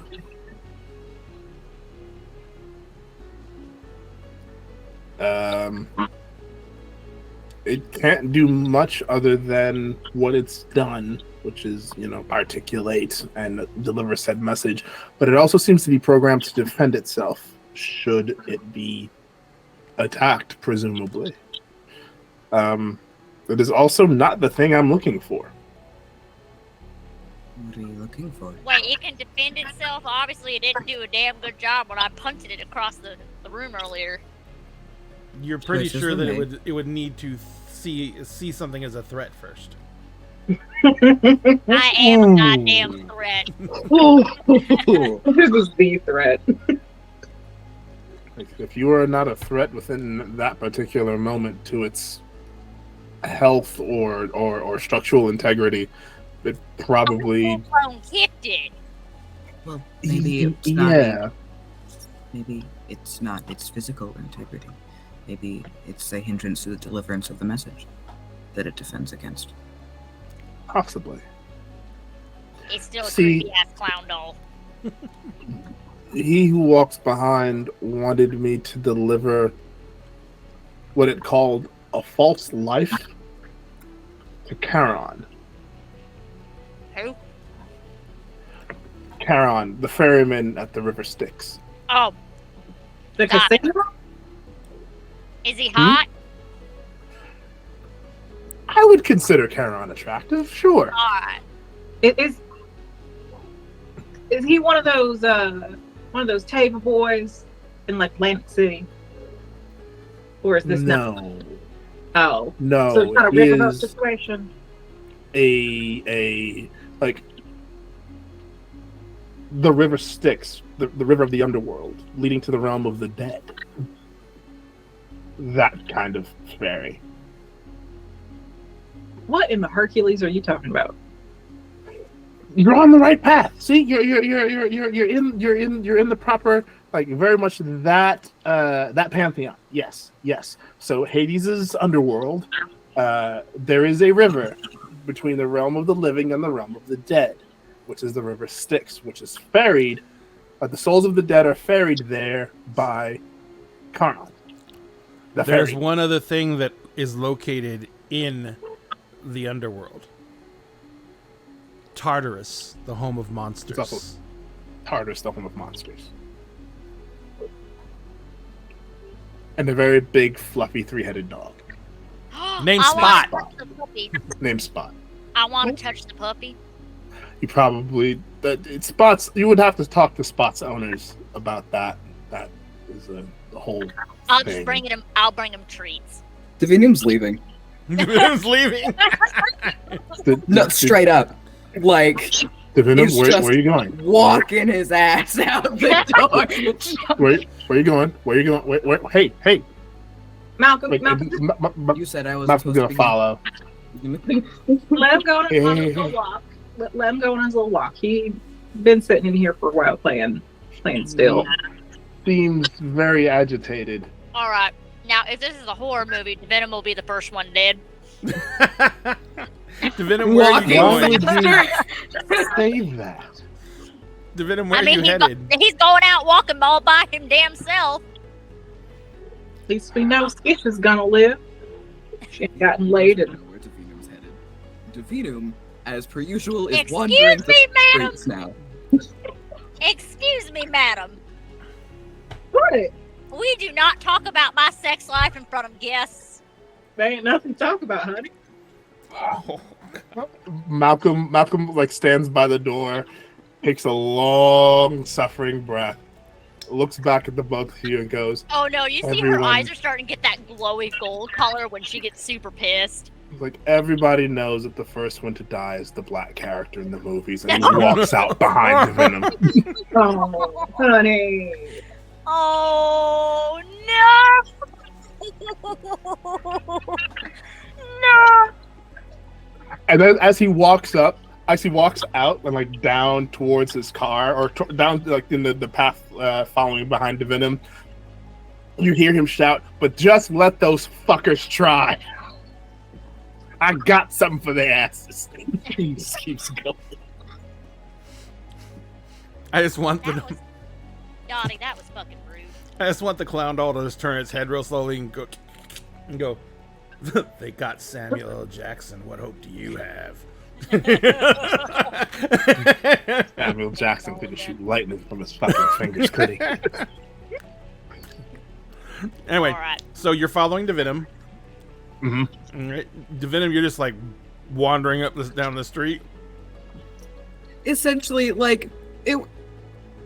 As he realizes that the conversation that was happening is no longer happening, and that one of them has in fact broken off, Tunum's gonna stop and kind of just turn.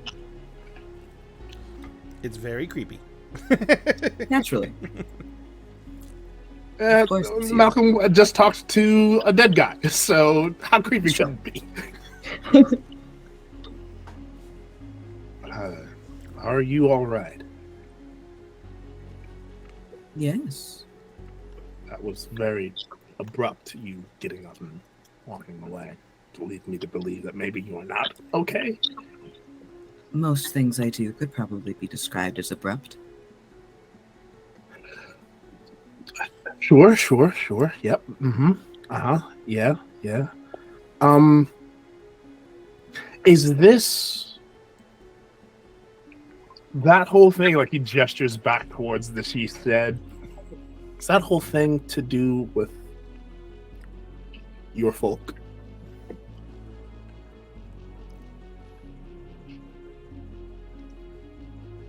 It's okay, your secret is safe with me.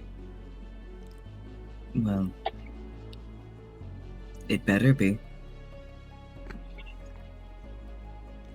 Well, if it wasn't, then we'd probably all be killed. You already might be, along with me. I talked to a dead guy today, so he just shrugs. Fair enough. I understand that's unusual for you.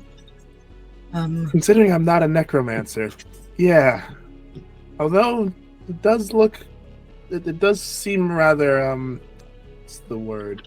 It's tempting. Considering new career opportunities, I think. I mean, always. Granted. It's interesting. I like watching people get to choose. I like seeing what they choose. Our choices help make us who we are and determine our paths. So I can imagine that, yeah, that should be interesting for someone like you. Someone like me.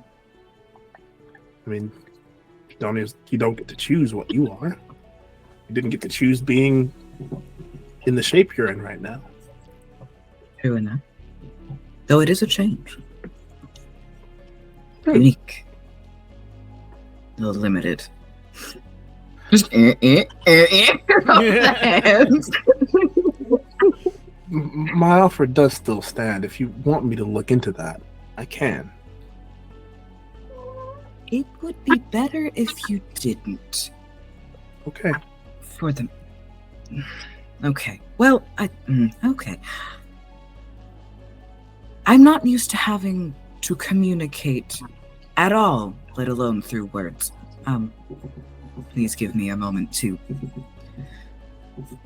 Sure, find. take your time. I was never born. I can never be born.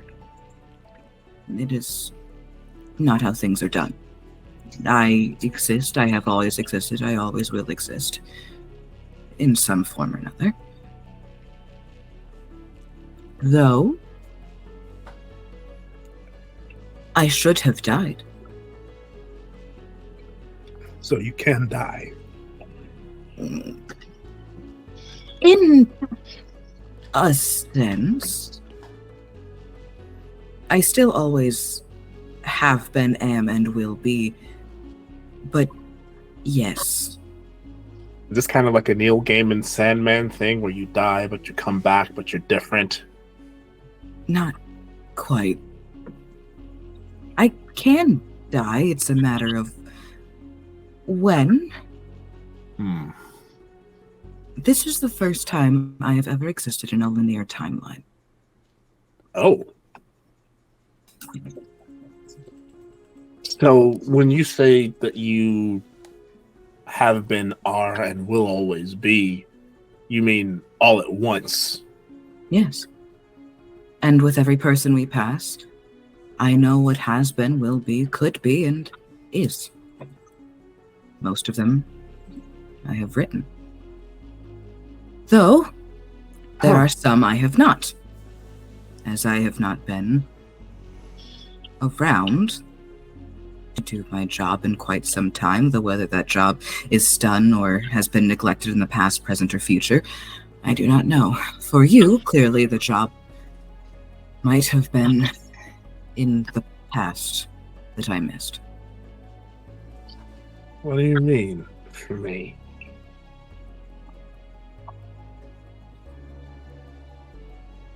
I did not write your fate, so I do not know it.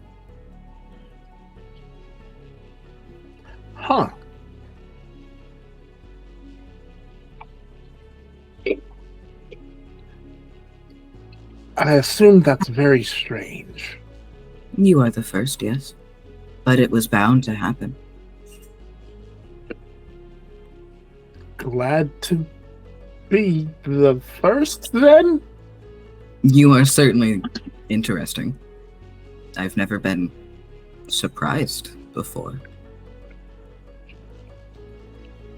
Well, to quote one of my favorite films, you'll find I'm full of surprises. Most definitely, I know nothing about you. So, if I am interpreting correctly, I have been discovered. You think that he who walks behind was referring to you?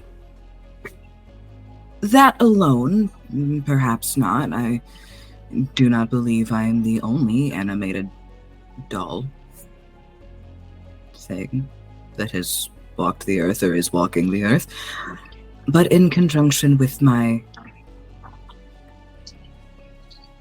birthday, it seems likely. Well, there's also the fact that the dead guy gave me Dottie's address. So unless there's another doll false life, not that your life is false, I don't consider your life to be false. When you are here, you are alive, of a fashion. Am I? I'd like to think so. Okay. So unless Dottie has a false life somewhere on the premises, which I really hope she does, because I don't want it to be you. Because if it is you, then he who walks behind can go fuck himself. Interesting. You have a chance at freedom, and yet you do not take it. You are my friend. I am nothing. Except you are my friend. I do not understand. We have a bond, and I feel warmth and affection towards you. We have shared battle together. And that binds us. Aside from like the warmth and affection part, which is usually more important. I do not feel, so I do not know. It's okay. You don't have to feel. I can feel enough for the both of us. You are my friend, and I am yours. Interesting. I feel like I'm going to be saying that a lot around you. That's fair. And the other two, the conversations I have heard the homeowner have been unique. He's very unique. Yeah. Mm-hmm. Yes. Mm-hmm. Yes. Oh, was it rude to leave?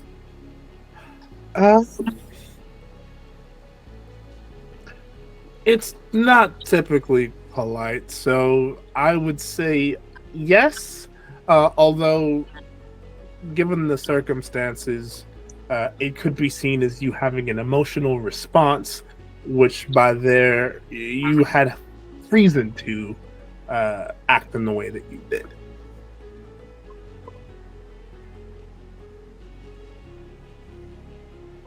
Right. Society is weird, and social graces and customs and things of us who are born to flesh. I was born to this, and I don't always get it. Well, I think we can bond over that. Yes. We Yes, I think should so. head back to them. I have never had to exist before, so perhaps I should apologize. But no, I believe I am wanted dead, actually dead, as they believe I am, and I believe I have been found. I think.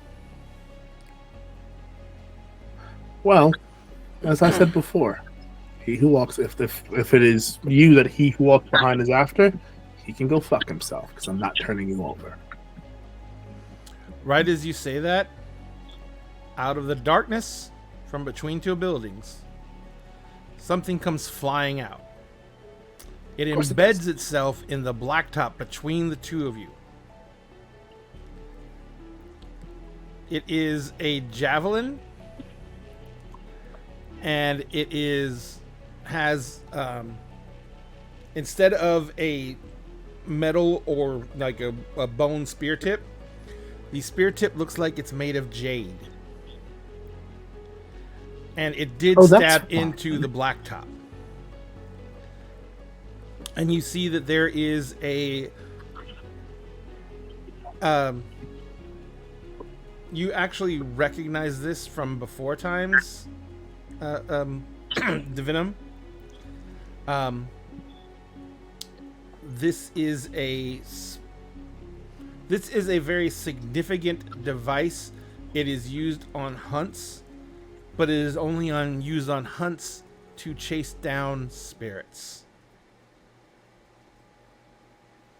We move. And you hear movement, and you see flashes of people moving through between the buildings, and we're gonna wrap for the night. Oh shit!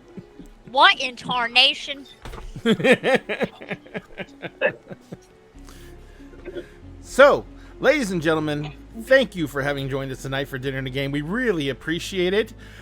Be sure to tune in next week when we find out what exactly is hunting and who they're hunting. And we will have some interesting times in the near future for our lovely, intrepid group of monsters. How are you guys doing? This was a wild, chaotic session. Yeah, for a first one. Yeah. Hey, it's wonderful to have a group that I can count on to ride the waves of chaos with me. So that is the best thing I can say about that. I feel like when that javelin hits the ground and we see all that, like Malcolm would just be like. And Malcolm would probably also know the significance of jade. It's very significant in multiple cultures. Also, I thought we were going to lose Sphinx a couple of times because I thought his ribs were going to bust out of his sides from laughing so much. it Well, was pretty great. I'm glad we got to start off with a bang. I really like starting off games with like a kind of the get to know you portion goes through, and then we jump right into a nice action scene. So next session we're going to be able to. The nice thing is also next session we're going to be able to explore combat mechanics in Monster of the Week, which is very fluid and very easy to do. So I cannot wait to do some life training. It's gonna be fun. I cannot wait to probably earn some experience. Field rolls. Oh, that's right. We get experience at the end of every section. Yep. So, do you have the book? I do. Can you turn it to the page? I didn't grab my book. I forgot to. Yeah. So every single session of Monster of the Week, you can earn experience points by failing a roll. Any failed roll automatically gains you 1 experience point. But at the end of the game, there is a checklist you go over. And that checklist helps you determine how many more experience points you get. So I'll let Em go ahead and read the checklist. So the first question is, did we conclude the current mystery? No. Did we save someone from certain death or worse? No. I don't think so. Did we learn something new and important about the world? Yes. Yes. Mm-hmm. Did we learn something new and important about one of the hunters? Yes. Absolutely. So we've gotten, if you get 2 yes answers, each hunter marks 1 experience. So everyone gets 1 experience point. And like I said, if you roll during the game and you fail your roll, you do also get another experience point for that. And the nice thing about Monster of the Week, and actually, in my opinion, kind of one of the hard things about Monster of the Week is when you start actually getting into combat and situations like that, you start piling on experience points. Yeah, So you do. Your character can go up in power very quickly. Yep. That's what I'm looking forward to. Failing upwards, baby. Failing up. Failing up. Failing forward. So, in the meantime, thank you everyone who joined us tonight. I really appreciate it. Like I said, we are looking to expand our actual GM's roles here, and so to do that, we are trying to build our sub counts. We're trying to get to 100 subs. I don't know if we're going to be able to make it or not, but at every 100 subs, we're going to be bringing on another paid GM role. So right now we're kind of subsidizing it all ourselves out of pocket, but we do want the show to hopefully be able to do that. So we are probably going to do a subathon soon because we want to get to that point, and we're going to try and come up with some ideas for it and see what we can do. And of course, it's going to be giveaways from Dinner and a Game, and it's going to be all kinds of other stuff. But we'll see what we can do to get that going. So be on the lookout for that. If you are not a member of it, we would ask that you can join our Discord. It is a very active community, and we actually put most of our information out on Discord for people to check on. Remember, if you want to support the show, we do have, of course, our merch, which is one of the best ways you can support the show and get some classic items to wear that may or may not get you arrested in some states.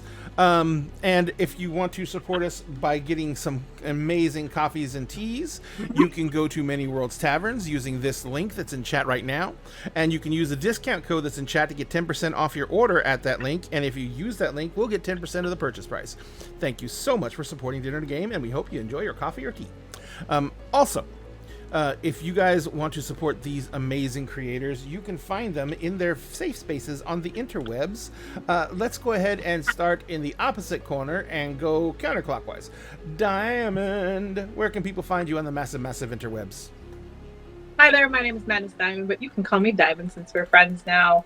I use they, she pronouns, and I am everywhere spreading my wholesome chaos on the internet. I am on most of the main social media webs. If you're looking for me there, I am Madness Diamond. Unless you're looking for me on TikTok, then I'm Madness Diamond 2.0. And I think the only thing I have to announce is that in my beacons link, if you look, there will be 3 new links related to BIPOC Vampire Day, which was this past weekend. So happy belated BIPOC Vampire Day. Dun, dun, dun. And it is a event that is used to fundraising for the Sickle Cell Disease Association of America. There is a Tiltify link in my bio. If you'd like to donate, we're trying to reach, I believe it's 1,600, and we're at about maybe the halfway mark almost. And that is going on until the 30th. But there is also links for a zine that I actually have 2 pieces in. I have 1 piece in the Crimson Kiss, which is volume 2 of the Vampires of Color zine. And you can get a physical copy of it, or you can even get the PDF copy of it through the Ko-Fi link, which is just BIPOC Vampires on Ko-Fi. And then the other one I have, which I'm very excited about, is a PDF copy of Vampires of Color After Dark, which is a 18+ not safe for work zine that I got to collab with an amazing artist and write a really fun piece for that. So, but you can pre-order those. The Not Safe for Work zine is $5 versus the whole thing for the Vampires of Color Volume 2 Crimson Kiss is going to be $12 for the PDF, and those proceeds will also give you raffle tickets for the event, so you can get some pretty cool prizes. There's some pretty cool sponsors working with them. But if you would like a physical copy of the Volume 2 Crimson Kiss, it's going to run you about $35 and have some shipping prices on it. But the price is a little bit high, but it's mostly because it's also for charity, and a lot of us are really excited to be part of it. I've been working on it for the past couple of months, and it's been an experience. Getting word back from editors, working with an artist, and all that fun stuff.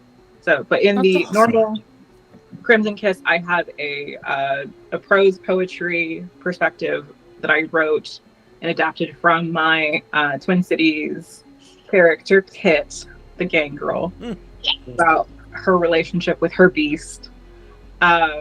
Just kind of vagified because you don't need to know the context clues of it.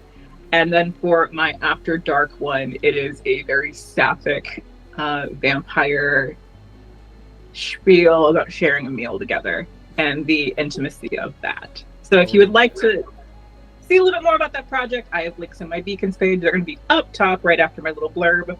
So definitely check those out. Pre-orders are open until the 30th, and we are hoping to get everything shipped out by Halloween. Where shipping starts on Halloween. Got it. So yeah, if you got some good books to spare, consider giving it to a good cause and get some good writings and support. Indie. Woo! And Diamond's Beacons link is in the chat right now. Yes. Hell yeah. Excellent. Thank you very much, Diamond. Vex, thou art up next.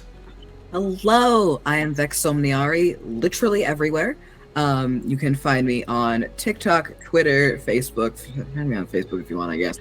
Instagram, Twitch, like full nine.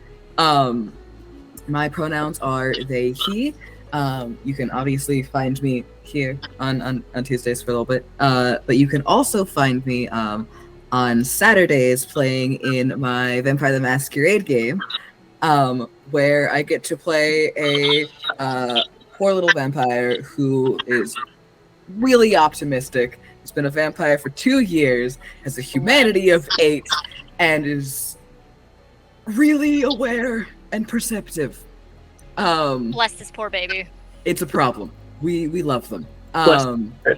Is this the type of vampire that goes to bite someone and is all like, oh. Consensualist is usually humanity 8. They have a herd that is all consensual, or they have blood bags because the person they are staying with runs a mortuary. So we get nice humane blood. But yeah, that is on Saturdays at 12 PST. And the VODs can be found as well, but all that's on my link tree and everything. Dun, dun, dun. And the link tree for Vex is also currently in chat. The last thing that I finally get to announce, which I'm stupid excited about, I am now officially part of Queen's Court Games. And you will be seeing me in an upcoming project very soon. So, yay! Hell yeah! Congratulations.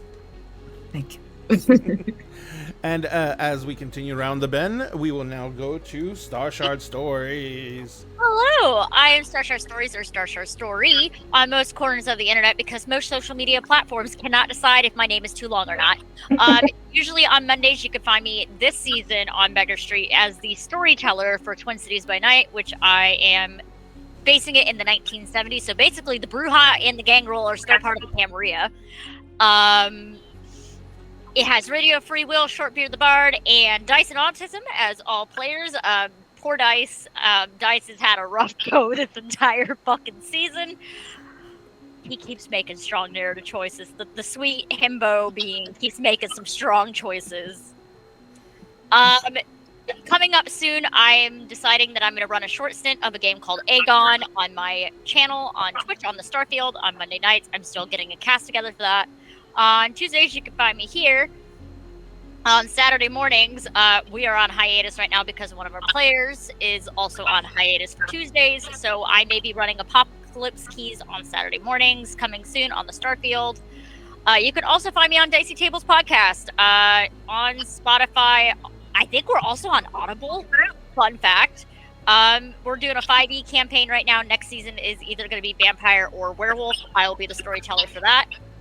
And then finally, hi, I'm an affiliate for Renegade Game Studios. So if you click my link in my beacons, it should be the top one. If you use my reference link and purchase anything, I get 10% back as commission for every sale made. That is for the base price, not the shipping or the taxes. Dun dun dun. So, and of course, last but never least, I forgot one more thing. Go ahead. Go. Sometime in late October, you can find me on the Cantrip Cast, where I'll be running Brandon the DM through his very first Vampire the Masquerade one-shot. You finally got that worked out? Yes. I know you've been trying to get that one. You've been trying to get that one off the ground for a while. We're still scheduling, but it will be a Halloween special, so that's what we're doing. Gotcha. It's gonna be. I forgot to Go ahead. say where you can finish. I forgot to say where I am. Continue. Sorry. Okay, no problem.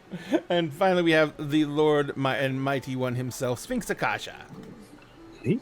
Oh, wow. Hi. Hi, I'm Sphinx Akasha, your champion of bards. And you can find me on TikTok at CircleDM, Sphinx Akasha, just about everywhere else on the internet.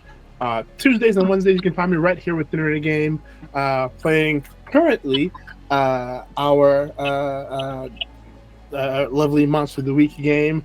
And starting tomorrow, no, actually starting last Wednesday, our Pathfinder short campaign, where I play a spell shot, which is basically a gunslinger with magic bullets. So holla at that. On every other Fridays, including this coming Friday, you can find me with the 8H Adventures channel, where I run my own campaign called Agents of the Circle. It is a homebrew Eberron campaign where a group of agents pretty much have fallen into a weird kind of conspiracy and are dealing with the ramifications of that. They are currently in my homebrew country of Anthem, which is a country created and ruled by bards. It is ruled by King Bootsy Collins. And they're currently on a quest underneath the Temple of the 36 Chambers. Yes, that was a Wu-Tang reference. Where they are helping out one of the party members who is the heir to the throne of Anthem. Pretty much acquire her birthright. So lots of shenanigans there. It is also our 5th and final season of the show. So all kinds of crazy things, shenanigans are about to happen. It's going to be great. I've got so many good plans. So many cool plans. And if you want to catch up, we are also a podcast, because, you know, there's been 5 years of it, which can be found anywhere podcasts are. You get your podcasts. And this season and the season previous, you can find the VODs on 8H Adventures. And on Saturdays, you can find me with 8H Adventures as we switch every week between Heroes Arc, where I play Raziel, an Esma necromancer who just found out that he's the heir to the throne of an empire that I think Wakanda, but with dragons. So, you know, that. And on opposing Saturdays, I play Zan, who is a Oath of the Watcher paladin. It's my first paladin, and also a Aberrant Mind sorcerer. So check that out. On Sundays, you can check me out with AH Adventures also as we play The Tale That Never Was, which is a really, really fun and interesting kind of time travel, multi-universe hopping game where I play my answer to what if Howl from Howl's Moving Castle was a sorcerer and also a Kalishtar, and Calcifer was his eldritch quarry. So he's an Aberrant Mind sorcerer, is what you get. So yeah, there's tears, there's emotions. It's a great time. One of our cast members, I'm pretty sure, is a Time Lord. We're kind of exploring that whole dynamic with them. It's bizarre, so check that out, please. Oh man. And also you can find all of Dinner and a Game's information in our link tree, which I put the wrong one, which is going to be in chat along with all the other creators here's information. So please, as they've said, they were working on a lot of stuff. Go give them a follow, keep track of what they're doing, because these are all amazing creators in their own right. And remember, at Dinner and a Game, we always save you a seat at the table. We are going to take that table and we're going to go jump into someone else's stream now and give them a raid. But we are going to be back tomorrow night for the Kingdoms of Miss Pathfinder game, and then we are going to be here. This Friday is Best Days, I think, or Better Days, which is our oh my god, my brain is... Huh? It was last Friday. It was last Friday. Oh no, that's right. That's right, because we had to cancel. That's right. So this Friday we're going to be off. I probably will stream some Baldur's Gate 3 just because I am now playing a new game where I'm romancing Shadowheart with my monk. Monks are very funny in that game. They don't die, and my AC is already an 18, and I'm level 3. Good lord, man! I know, it's ridiculous. So anyway, Ladies and gentlemen, thank you so much for joining us. Stay here for a few more moments while we go ahead and set up the raid. Once we get that set up, you make sure that whoever we raid, and we'll be announcing in chat, but make sure whoever we raid, you let them know that you appreciate them creating content for you. You let them know that Dinner and a Game sent you, and you yourselves, please do your best to be careful. Social distance where you can, wear a mask when you can. Most of us went to Gen Con. Almost all of us came back with COVID, so that's the new con crud, but it's also in your day-to-day lives, so be careful. We want you to be able to come back and join us week after week whenever you can. At Dinner and a Game, we always save you a seat at the table. Please, have a good night. Take care of yourselves. Good night.